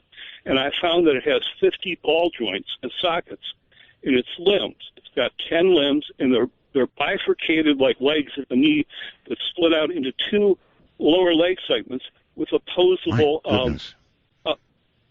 this is very detailed analysis. It really is. It's really there in 4 different pictures that's on the raw data. And I'd like, to dispense with the idea that this might just be somebody conjuring up an image in their reptilian brain, because it's real. It's in all 4 images. Have you presented this to Richard C. Hoagland? I wouldn't really want to do that without further analysis. What I'm trying to do is put together a multi-layered image showing all the different body parts and how they fit together. All right. Well, when you get that, send it to me immediately. This thing has to have about 2.5 times the limb motor function control, and therefore it's got to be probably more intelligent than a human in terms of its motor control lobes in its brain. And if you're looking for intelligence, I'd be happy to give you any data that I might have and let you look at it, because I think this is really important. Send it to me. I'm serious. Be my guest. Send it to me. It's hard for Seth to comment on this. I don't know. Yeah. Well, I did comment on the crab. It's always good to talk to a fellow Virginian, I have to say. But, what I saw of the crab photo, the whole body of data, and no pun intended there, the whole body of data was, a few hundred pixels. Right, so how you can do all this analysis about how many ball joints it has and so forth. But let me put it to you this way. As I've seen photos on Mars where there was one, today about, some little woman standing there on Mars. I think that these are all the same phenomena. I really do think they're pareidolia. But if you were to see something that looked like, I don't know what, a carburetor lying on the surface of Mars, and you say, well, that's pretty unusual, carburetor. Mm-hmm. But would you believe that? If somebody claimed, I found a carburetor sitting on Mars, you'd say, you're just seeing things in the rocks. It's like looking in the clouds and you're seeing things that look familiar to you. Okay? And Seth, I agree with you about the woman's image. What that looks like to me is very thin layers of dry ice that's been sublimated so thin it looks ghost-like, kind of see-through. Caller, with the number of pixels that he mentioned, the resolution, how can you possibly be coming up with this analysis?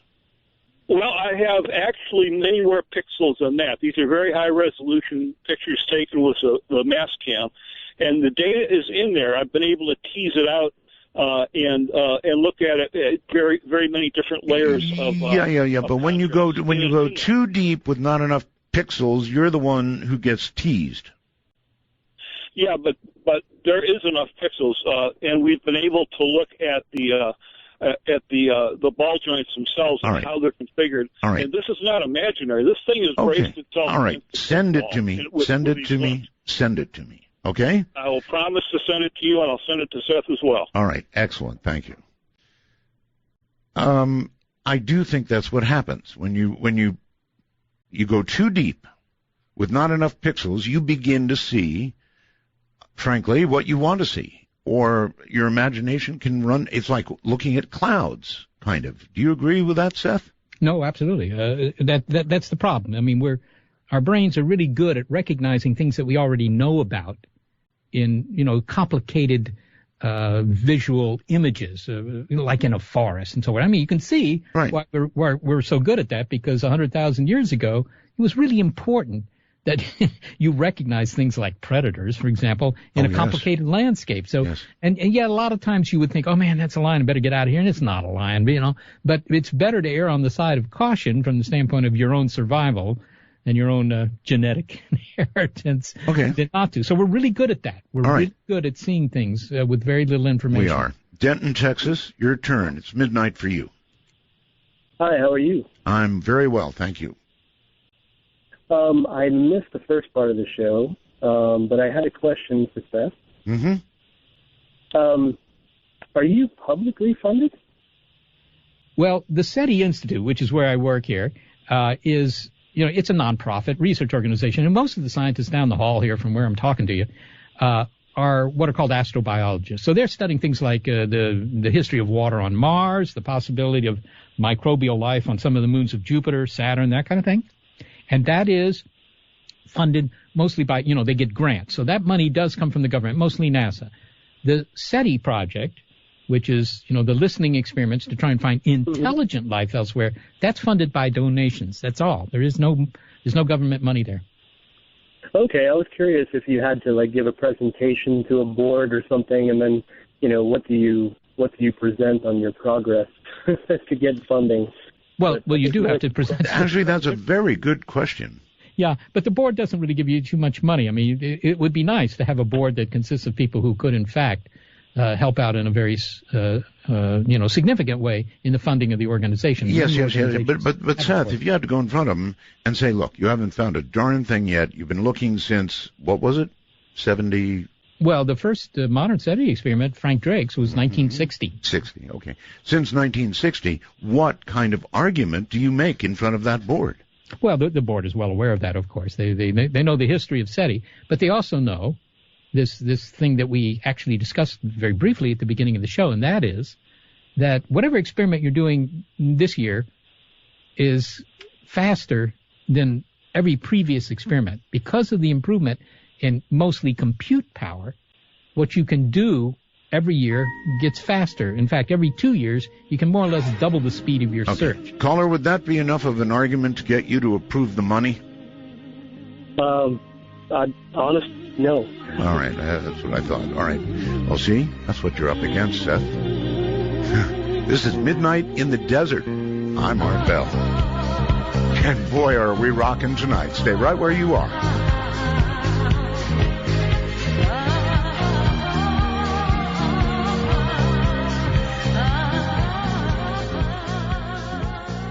Again, the senior astronomer, and we're kidding around with him a lot, this is a very serious scientist actually, senior astronomer and director of the Center for SETI Research, Seth Shostak. Seth, that last caller at the end said, frankly, no, wouldn't fund you. Yeah. So. Well, he might not have funded Captain Cook either. I mean, it's just exploration. True. Yeah, and you don't know when you're going to discover something. And the fact that you've sailed around for a couple of months and haven't found anything, I mean, that might mean there's nothing to find. Might mean that you shouldn't give up too early. No, fair enough. All right, let's return to those that are there. Oh, boy. Dave? Yeah. Hi, Dave. I heard you say, oh, boy. Yeah, well, you had just talked about something very dear to my heart, and that's prospecting. And we have a saying, you're going to lose. You're not going to win anything. You're not going to find anything if you just don't go out. And if you don't go out, you can't complain. Never find anything. Oh. So for Art, remember your antenna story where you were saying you're developing a static voltage? Oh, yes. Yeah, well, if you could commutate that with one of those Tesla commutators, those Tesla static motors, then you could get a voltage on a transformer, maybe use it to charge a phone. I know, well, maybe for more than that. Listen, there is a company, I found out, sir, there is a company actually working with antennas like mine that are producing voltage like mine, and they're working on, putting it to practical use. So well, Tesla wasn't going crazy. He actually knew that this could be done, and just a little bit of antenna wire could prove it, but we're talking something a little longer than that to be useful for the United States. And for Seth, man, I don't want to you're a man of great inspiration for me, but in order to communicate with these folks so far away, we should be using light, and we should be modulating the light by phase. Maybe even with this timestamp, periods of light on and off, representing the distance between, say, the core of our galaxy and our Earth. What do you think?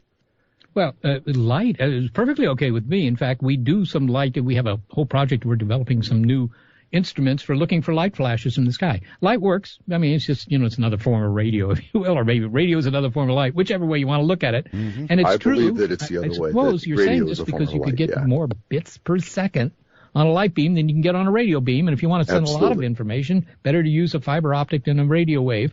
But I also got to say that there's dust hanging between the stars. So if you're trying to send stuff, great distances, the kind of light that you can see with your eye is not really the best way to do it. True, there'll be occlusion. Now, one more thing. This idea of LDE, reflection of radio waves, what if enough electromagnetic bodies were floating in our greater ionosphere that creates occasionally a reflective cone? Well, and I'm not talking about, 20 maybe, miles. but again, the distances involved, just they don't work with the math. Even if you're talking about it bouncing all the way around the Earth. Of the Van Allen belt? Oh. I'm just saying. Oh, well, you're getting further out now.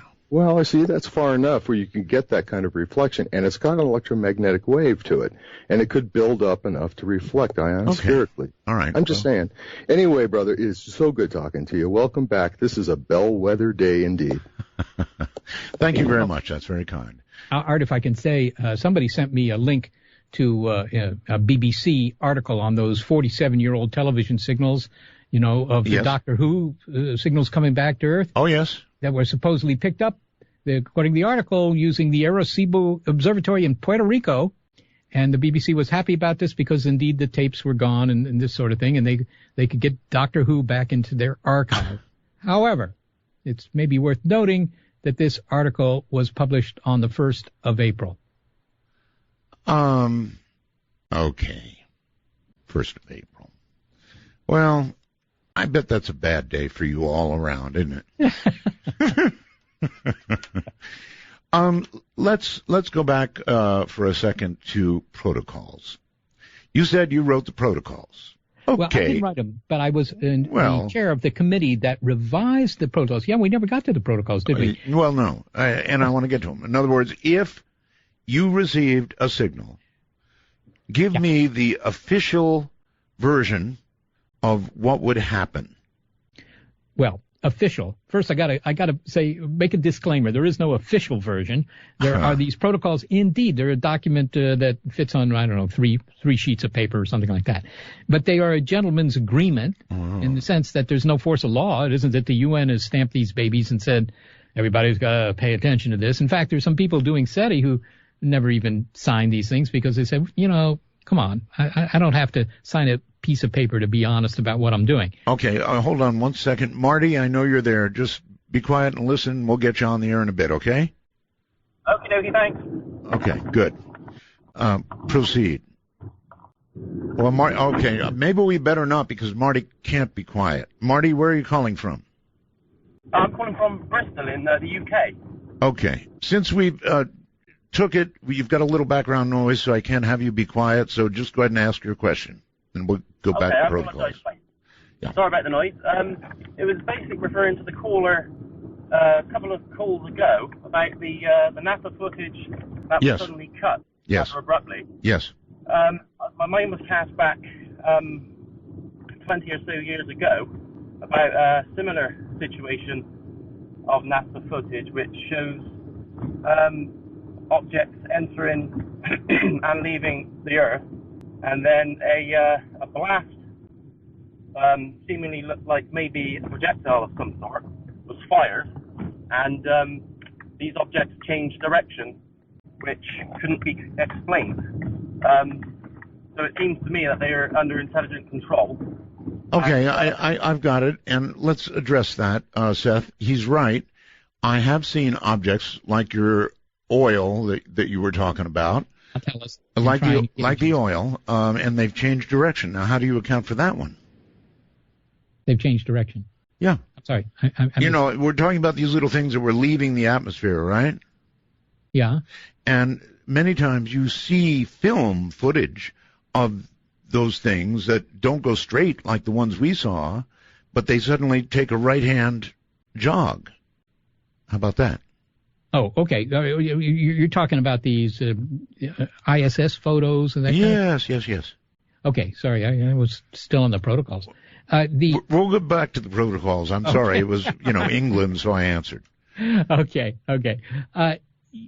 I don't know that they changed direction. I haven't seen that, so I can't speak to that. I really can't. Oh. The videos I saw, they were just slowly drifting, which is what you expect, because they don't, unless you give them a big push somehow, they're just going to slowly lift off. They're, in free fall, just like everything else in orbit there. Okay, so if I were to show you a similar thing with objects that actually change direction in the trajectory, would that make you go, I would definitely go, Okay, yeah. Good. All right. Look forward to it. I'll get it to you. Okay. All right, so back to protocols. Signal comes, then what?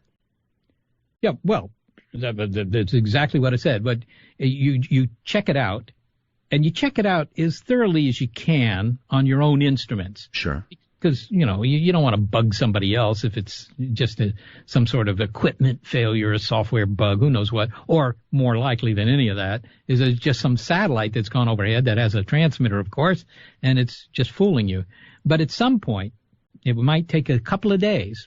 But after you've done everything you can and you're still convinced this is the big one or could be the big one, then you call up somebody at another observatory. More likely than not, they're probably in another country, and you just say, look, we don't want to force you to interrupt what you're doing. Right. But here's some coordinates on the sky and a frequency range. See if you can find any signal in there. And if they find it too, then at that point you probably would just have a press conference. But the facts are that by then it's already in the papers. It's already out there. That's our experience, because there's no policy of secrecy. So every time you find a signal, people are putting it on their blog or they're sending emails to their friends.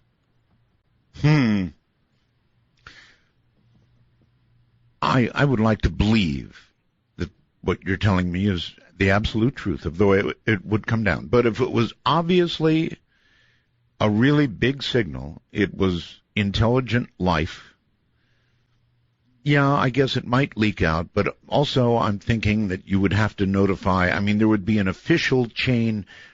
I'm sure there is. In your protocols, there's got to be more than a press conference. You don't go straight to the press, do you, really? Well, we don't go to the press, actually. The press comes to us. That's what happens. Well. When we've had these false alarms, it isn't that we start calling the papers, because we still hadn't checked it out. We found this really interesting signal, and we thought, this has all the hallmarks. Maybe this is it. I wasn't going home and going to sleep. I was just staying at the institute looking at the computer screen. Sure. Okay. And everybody else was, too. I was pretty sleepy. At 9 a.m, I'm half asleep at my desk. We couldn't follow the signal at that point because, the Earth rotates and the star just dropped below the horizon. So we had to wait something like 12 hours before we could see it again. But, when I'm half asleep on the desk, the phone rings and it's the New York Times. So that's what actually happens. It's, the media are calling you. And the difficulty here is not due to secrecy. It's the fact that they're going to be interested in stories even when you haven't verified the signal. So you can expect that they're going to be false alarms. So I'm Frank Rothschild calling you from the New York Times. Now, we understand you've received a signal. Is that true? Yeah, well, I don't lie to the New York Times. So it wasn't Frank Rothschild, whoever Frank is. I have no idea. I just picked a name. Okay, well, it was Bill Broad, actually. He still writes for the New York Times. And he, I've actually met the guy. And he said, so what about that signal you're following? That's what he said. That was his first sentence.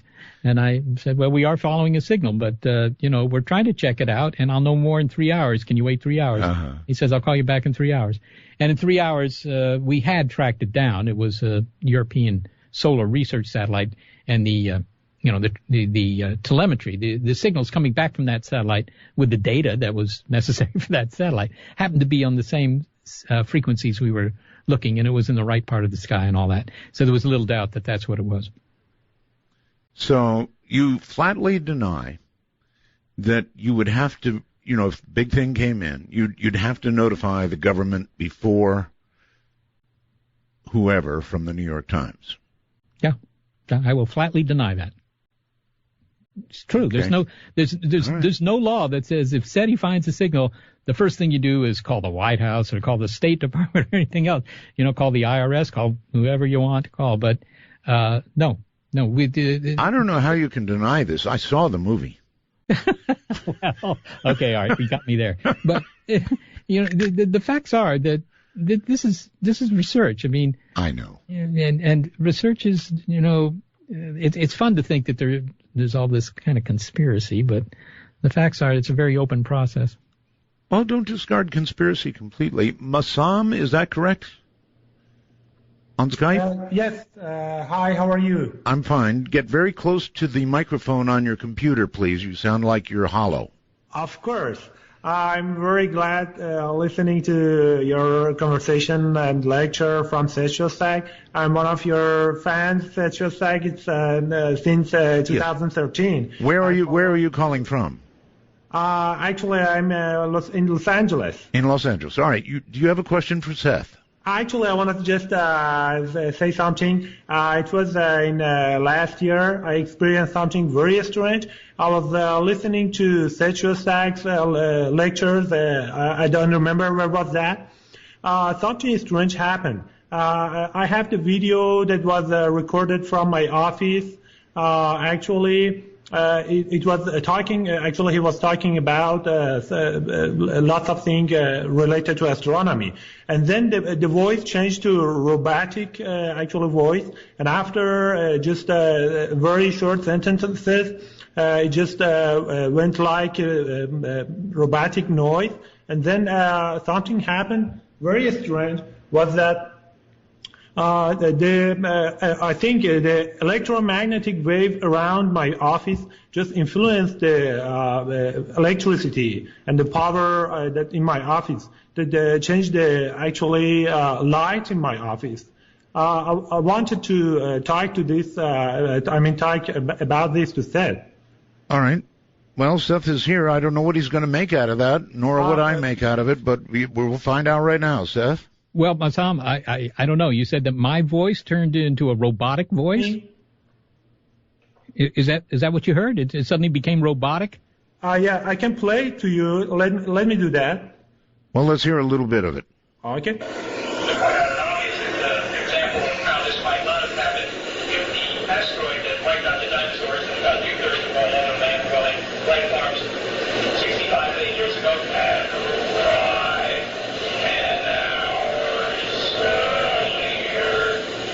Okay, all right. I can handle it from here. That was a digital recording or a digital playback that obviously began to get in trouble. And it wasn't a robotic voice you heard. You heard digital stuttering is the way to put it. Seth, you want to back that up? Yeah, no, that's a real effect. I mean, I don't really talk like that. There are people who are, their eyes glaze over like donuts when they listen to me. So maybe they think I have a robotic voice, but it doesn't suddenly do that. No, I wasn't actually sure. He said an astronomer. I wasn't sure whether it was you or somebody else. The tape was not clear enough, but the digital stuttering was really easy to nail down. So that's what you heard. It was not like something from another planet. I guarantee. Well, almost guarantee anyway.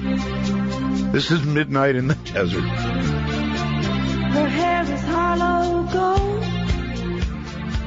her lips sweet surprise. The love you gave me, nothing else can save me. SOS. When you're gone, I Midnight in the Desert, exclusively on the Dark Matter Digital Network with Art Bell. Invite you to call now, 1-952. Call Art, that's 1-952-225-5278. Or if you're on Skype and in North America, anywhere, you can call us at MITD 51. That's Midnight in the Desert 51. Don't spell it all out, just the initials, MITD 51. And it's a free call on Skype. All right, back now to Dr. Seth Shostak. He is the senior astronomer and director of the Center for SETI Research, no small matter at all. And we're on this. I've been having a lot of fun with you, but we're very honored to have you here, Seth. Well, thanks, Art. Thanks. You should mention that that's at the SETI Institute, by the way. They might want to know the way the organization is. Sure. And you're actually located in? Lovely, glamorous Mountain View, California. It's the Silicon Valley. Not a bad place to be, actually. Well, Google's, about a mile away from where we are, actually. Really? Yeah. I'm going to resist making a wise remark and just say, I think it's Dallin. Is that your name? Yeah. On Skype? Hi. Hi. You're on the air with Seth. Midnight. Go. I just wanted to see what your thoughts were on the idea of a multiverse and it being fractal, and the idea of a simulation theory existing within a multiverse. Well, Don, that's a whole bunch of stuff. I can't say much about whether it's fractal or not fractal. The idea of a multiverse, the fact that there may be more than one universe for people who are not into multi-universes, there's something appealing about it in that it kind of provides a natural explanation for why so many things in our universe are kind of niftily set up for life. The value of the gravitational constant, to give a very trivial one. If that were a little bit stronger, then you'd have problems in one direction with planets and life and so forth. If the gravitational constant was a lot smaller, then you might not have stars or planets at all, that kind of thing. And if you have a lot of universes, when I say a lot, I don't mean 10 or 100, but if you have, a gazillion, whatever that number is, you have an enormous number of them, then by chance, some of them are going to be just right for life, and those are the ones where we're going to be sitting around asking the question about why is our universe so great.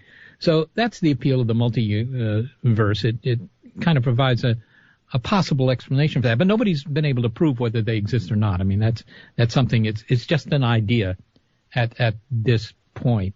What was you had another question in there? Can you remind me what your third question was? Because the second one was about fractals, but. Just my thoughts on it are that it could be fractal in nature. Yeah. Well, I mean, I don't know if it's fractal or not. I think, I know what you were saying. You were saying the idea that there could be simulations. This is the idea of a guy at Oxford University by the name of Nick Bostrom. He's the one that's made this perhaps best known. The idea that, what we think is reality, our daily lives and so forth, is not real at all. It's just a computer simulation being run in the future by maybe our descendants, right? In what's called an ancestor simulation. When computers are very much more powerful, and they seem to be getting more powerful all the time, you can imagine that in 50, 100, 200 years, you might have a computer powerful enough to simulate, kind of like Sim Earth kind of simulation, but a much, much better one that can simulate everything that you're experiencing, and you're just code running in a computer. It's not real what we're experiencing. Art's not really sitting there, in Nevada, and I'm not really sitting here in California. This is all just computer code. And, it's hard to disprove that, but it leads to some, it's a real head-scratching exercise. I don't know what it really says. I asked the guy, Nick Bostrom, once, if this is true, do I have to lead a moral existence? Can I just have fun? If I'm just computer code, what's the harm? And he said I should lead a moral existence. All right. At the very least, it's fun to think about. It is. It is. All right, thank you, caller. Can I ask a fractal question? You can, but all right. I may give you only a partial answer. Well, all right, here we go. They're making fractal antennas now. Mm-hmm. And I was wondering if you might not get a really big bump if that thing out at the end of the dish contained some new version of a fractal antenna in what was sending into you. You know, that's a much higher gain potentially. Is that something being looked into? Well, we have looked into fractal antennas. In fact, a guy by the name of Nathan Cohen in Massachusetts, I think he started a company to make fractal antennas, so he was certainly into it. And he was also very much into SETI, and he was looking into the application of fractal antennas for SETI. You know, it turns out in a way there's no free lunch. If you really want to be able to pick up very weak signals from the cosmos, you just need a big bucket. And so, you know, you need just a big antenna, and it's hard to get around that. I mean, the fractal antenna may help you in some ways, but high gain, low noise, you know. Yeah, it might be broadband, that kind of thing. Those are things that you might look at. We're building some new feeds, some new receivers, if you will, that are able to tune the radio dial all the way from 1 gigahertz to 15 gigahertz, thanks to a gentleman down in San Diego who's given the money for that. Very exciting. Very exciting. They don't use fractal antennas. It's kind of straightforward antennas, but they have very much better amplifiers. Okay, so many calls, so little time. Hello there. You're on the air with Seth. There you go. I'm sorry. I didn't have you turned up. Try again. Where are you calling from? I'm from Indianapolis, and I wanted to ask some kind of challenging questions for Seth. All right. I heard him on Larry King 5 years ago make a statement that to me was a bit indicative of his wanting to find out for sure if life was out there, if it wasn't out there. What do you say? Well, I can give you the exact quote. I think my screen comes up here, but he said that he wanted to finally find out if Earth was a miracle or if it was actually just an accidental infection of life. Mm-hmm. And basically he was saying, you know, by doing SETI, he would find out if we have an atheistic evolutionary origin, or if God had to be involved for us to be the only ones there. All right. It's kind of like what Arthur C. Clarke said about how it was terrifying either way. Caller, listen, we're at a break. I want you to hold on. Don't go anywhere, okay? All right, good. Seth, did you actually use the word infection? Cosmic infection? I very well could have. I've used that term. I'm not sure I like being referred to as an infection. All right, hold on. We'll get back to you from the high desert, Great American Southwest. This is Midnight in the Desert. I'm Art Bell. My guest is Seth Shostak.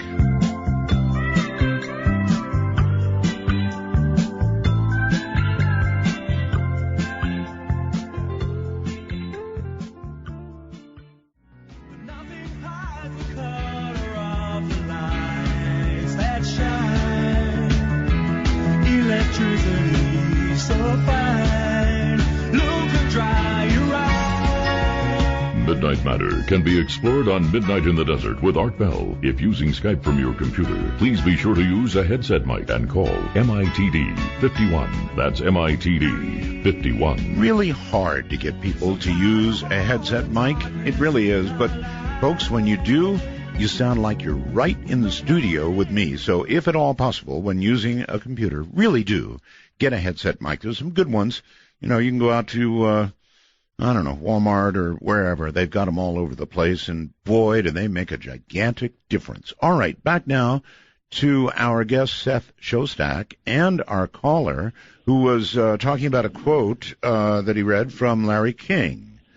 Caller? Yes, this was an exact quote. He said, the big question is the Earth a miracle, or is life just a cosmic infection? Mm-hmm. I think the latter is probably true, but let's go look and prove it one way or the other.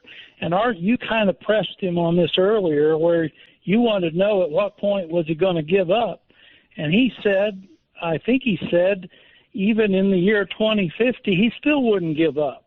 Right. And he just looked for a different way. But that means he's philosophically bound to the idea that life must be out there, and that isn't a falsifiable question. In science, you're supposed to have falsifiability, and he's never going to falsify his belief. That's my challenge for him. Is there any point where you would answer the question one way or the other, and the other might be, yes, we are alone? It might be terrifying. It's kind of related to his answer about the multiverse, too. Yes, there are a lot of nifty just-so features of our universe, and if you reject the idea of God making it just so, then you pretty much do have to resort to something crazy like a multiverse to explain that, and I appreciate that he said that. All right. So anyway, I'm going to challenge him. How do you falsify the idea that we're not alone? Okay. Seth? Yeah. Well, the caller's right in the sense that this is a little different than, I don't know, middle school science. There they teach you have a hypothesis and then you try and falsify it. And he's quite right. You can't falsify the hypothesis that there's somebody out there. There's no way you can prove that they're not out there. Okay? So I agree with that.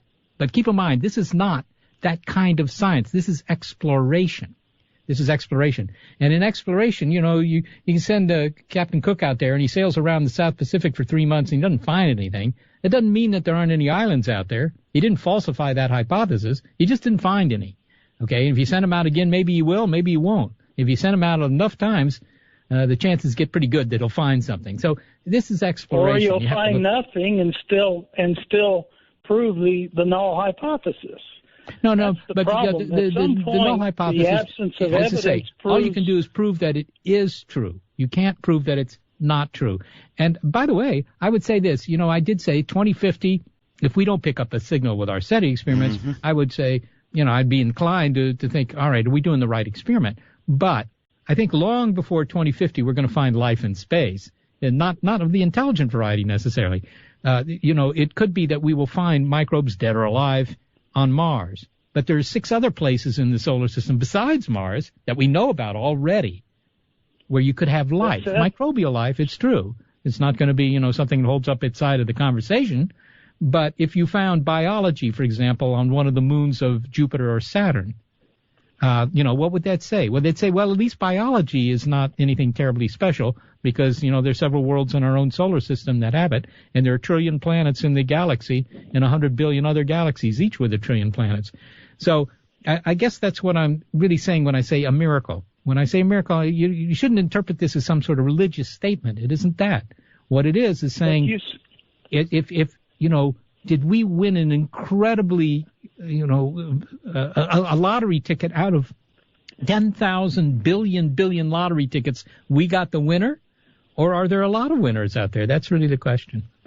But your statement was you want to prove it one way or the other. And wouldn't you agree that when Frank Drake first turned on his radio telescope or whatever he used, he expected probably within a week to hear half a dozen different ET signals. And it's been I've never heard years. him say that. Well, no, but I'd say if it was as pervasive out there as what was once thought, first of all, it's been proved that there is not a single ET civilization who wants to broadcast itself to the galaxy and has the capability to do it. Wouldn't you agree to that, Seth? No, absolutely not. Not proven. Why? Not proven. Now you're on the wrong side of it, caller. Not proven, Seth. Yeah, no. The fact that you haven't found a signal doesn't prove that they're not doing that. It means you haven't found a signal. Right. Maybe you've been listening to the wrong part of the radio dial. Maybe you don't have enough sensitivity. Maybe you've been pointing the antennas in the wrong direction. Now, that's just to name 3 things you could be doing wrong, and there are many more. So the fact that you haven't found them yet, I wouldn't lose hope. Don't if this is something you hope for. I wouldn't give up just because you've looked at one. This is what it comes down to. You've looked at 1 acre of Africa and decided, well, no megafauna in Africa because he didn't see any elephants in that 1 acre. I had more of a feeling that he was hoping you wouldn't find anything.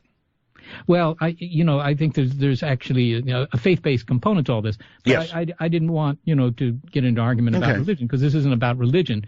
When I say a miracle, what I mean is some sort of incredibly improbable event that in 1 trillion planets in our galaxy, this is the only one where anything interesting is happening. That makes us very special.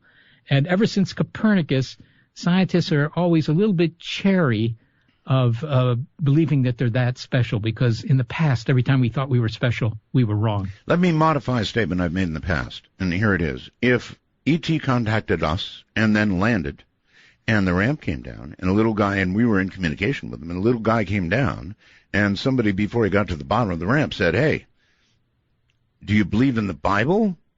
And he said, "Bible." He'd be so full of lead. Actually, he'd be full of lead either way. But he'd be so full of lead that he'd just roll down the rest of the way of the ramp.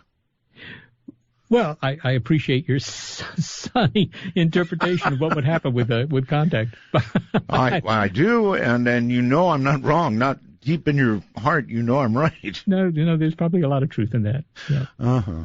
All right, let's go to Camp Twala. Is that right? Yes. Hey, Art. Yes, Twala. Where are you? I am in Chicago, bearing the noise and having flyover surveillance currently going on. Don't we all? Oh, it's kind of crazy. I can email you, so I'll get to that. Okay. But for Seth, living next to the airport, there's been a lot of different things flying over the let me see. Mostly airplanes, right? I mean, 4 or 5 years. Like stuff out of the ordinary that's very quiet. You would say it's probably at about 2,000 to 4,000 feet. And I don't know if Seth is familiar with different types of formations or anything of that sort, because one time I've seen a bundle that was in a trapezoid shape. And what they did was they stayed in a formation, very quiet. And once they were probably about 15 miles up out of sight, they all came together, bundled, swirled really fast, and just shot in every direction. Caller, you're not preaching to the choir here at all, because Seth doesn't believe that they're here. So no matter what you say, it's really not going to matter. He's searching for signals out there and is absolutely convinced they have not yet come here. So, but I mean, there's so many things that people have seen, and there's so much footage, and I just don't understand why. I don't either. Just because we haven't heard a signal. I mean, is the government testing something? Maybe, but I really doubt that we're that advanced to make something like that and look like a firework and then just every bit just shoot very nicely into every direction. All right. Thank you very much for the call, but you're not going to get anywhere with Seth on this one. As a matter of fact, let me go to the I've got this thing called the wormhole. They send me messages during the show. Mart in Bakersfield is obviously a big Seth fan. He says, "This Seth is a," quoting here, "fast-talking paid propagandist whose mission it is to explain to the world that there is no such things as UFOs or extraplanetary intelligence based upon not hearing them send any electromagnetic RF waves." There you have it, Seth. Yeah, well, I'll respond very briefly. I'm glad to hear that I'm at least paid to do this. I find that intriguing, at least. A disinformation officer, well, I said, this is what my job description is, but it's an interesting interpretation. I'm not, there are several misstatements in there. To begin with, I'm quite sure there are UFOs. I hear from people every day who've seen something, and those are UFOs. They're unidentified, and, the question is, what are they? And they're not people calling up to tell me about a hoax. They've seen something. The question is what they've seen. But I point out this to Mark, that everybody has really good cameras now.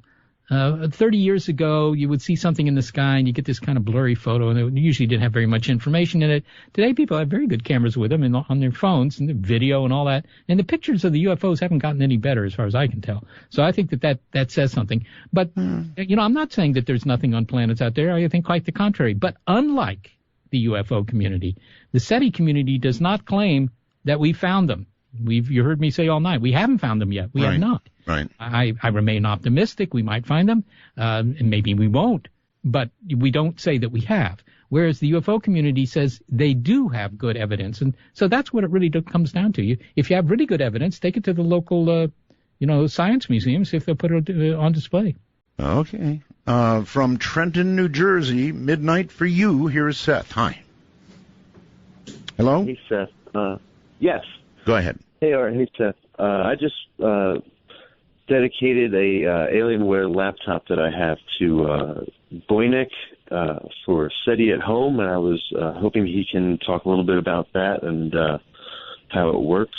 You bet. Of course he can. Seth, we haven't talked about SETI at home, and we haven't talked about it in a long, long time. What is SETI at home? How can people help? Is it still a viable thing to be doing? Well, it is. It's not our project, though. I have to say that. You're talking about BOINC. That's the, I guess, the operating system for it, the environment in which it runs. But that's a University of California, Berkeley project. They do SETI as well. In fact, they just got a very large private donation to do more SETI. But that's SETI at Home, I think, has had on the order of 10 million people that have downloaded the SETI at Home screensaver.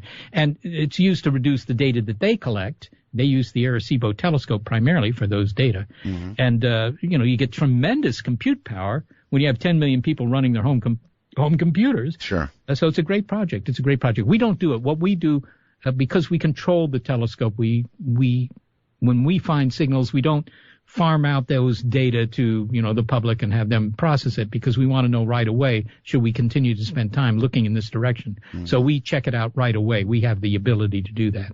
Okay. All right. Tiffin, Ohio, you're on with Seth. Hi. Yeah, good evening, gentlemen. Yes, I got a real quick question for Seth. If he's ever heard of the Black Knight satellite that's supposedly orbiting the Earth, and, has he seen anything or know anything about it? And that's all I have. No? What do you know about it, caller? Well, it's just been on different talk shows before. Supposedly it's this ancient satellite, black satellite that's orbiting backwards from all the other ones, from pole to pole. It's supposed to be there. They got pictures of it and stuff. So, I just wonder if Seth knew anything about it. I don't. I guess I don't have the right clearance to know. No, I don't know anything about it. I'm sorry. Good answer. It's hard to launch. By the way, just as a point, launching a satellite that goes, if you will, the wrong direction is a little bit harder than launching one that goes in the right direction. Well, I think he might have been intimating that it wasn't launched at all, Seth. That it was put into orbit. That's harder yet. From elsewhere. Well, not if you've got the technology. Gosh. Skype, you're on the air with Seth. Hi. Hello? Hello. Hi, Art. I guess this question is reflecting the mindset of a lot of the callers and your fans. But is there anyone else at SETI that has this sort of mindset that we have? That a lot of the callers are calling for? Yeah, you mean that thinks that there's good evidence for visitation? You mean that kind of thing? Yeah, are you dealing with this with coworkers as well? I doubt it. No, they certainly get questions about it. I don't think they get as many questions as I do, but I might be wrong. Maybe they're keeping it quiet, but I don't think that they would. I mean, they occasionally ask me, they say, what do you say when somebody calls you up and asks you about Roswell or something like that? But look, I think that the bottom line here is that if people, the scientists I know, who are all very skeptical of that were being visited, if they thought there was good evidence, they'd spend all their time working on it. And they've said that. Yeah. It'd be incredibly important if you could prove that we are being visited. What could be more interesting? But, the evidence is not good enough to convince many scientists, and you certainly don't see it in the science museums and, that kind of thing. So, what would it take to convince you? Some good physical evidence. Witness testimony is absolutely worthless in science, so that isn't good enough. Photos, if they're unambiguous, if they're really good photos, that might be convincing. You can't depend on photos anymore, not with Photoshop. Well, it's hard. I agree with you, but, that's a difficulty. So, we have physical evidence. You just pick something up that you can cart to a local lab. Thank you. All right. Well, thank you very much for the call. And I want to give you a moment. We're coming to the end of the show already so quickly. But I want you to talk to people and tell them how they can contact you, how they can help, what they can do. People are interested, Seth, in SETI. They really are. So what do you say to them here at the end of the program? Well, listen, I welcome their interest. I really do. I think it's important that people be interested in this. And we're We're an open research organization. Our observatory is open to visitors, all that. I mean, there's no secrecy here. And if they want to get in touch, I mean, the first thing they should do is just go to the SETI Institute website. It's just SETI.org. It's a nonprofit, SETI.org. And, of course, you can find my email address, but I'll give it out on the air. Art warned me not to do this years ago, and I got, hundreds of emails. But include your cell number. Yeah, that's right. I gotta. What am I gonna have to drop my cell off at a 6th floor? Whatever. Yeah. The email address is simple. It's Seth@SETI.org. That's it. That's all there is to it. And I'll try and answer as many as I can.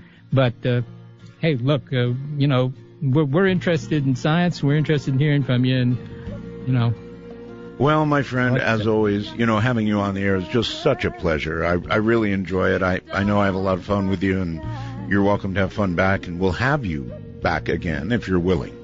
Absolutely, Art. Seth, take care, my friend. Thank you. Good night. From the high desert, great American Southwest, good night all over the world, all the world's time zones. Have a great night. See you tomorrow. Tomorrow, will the sun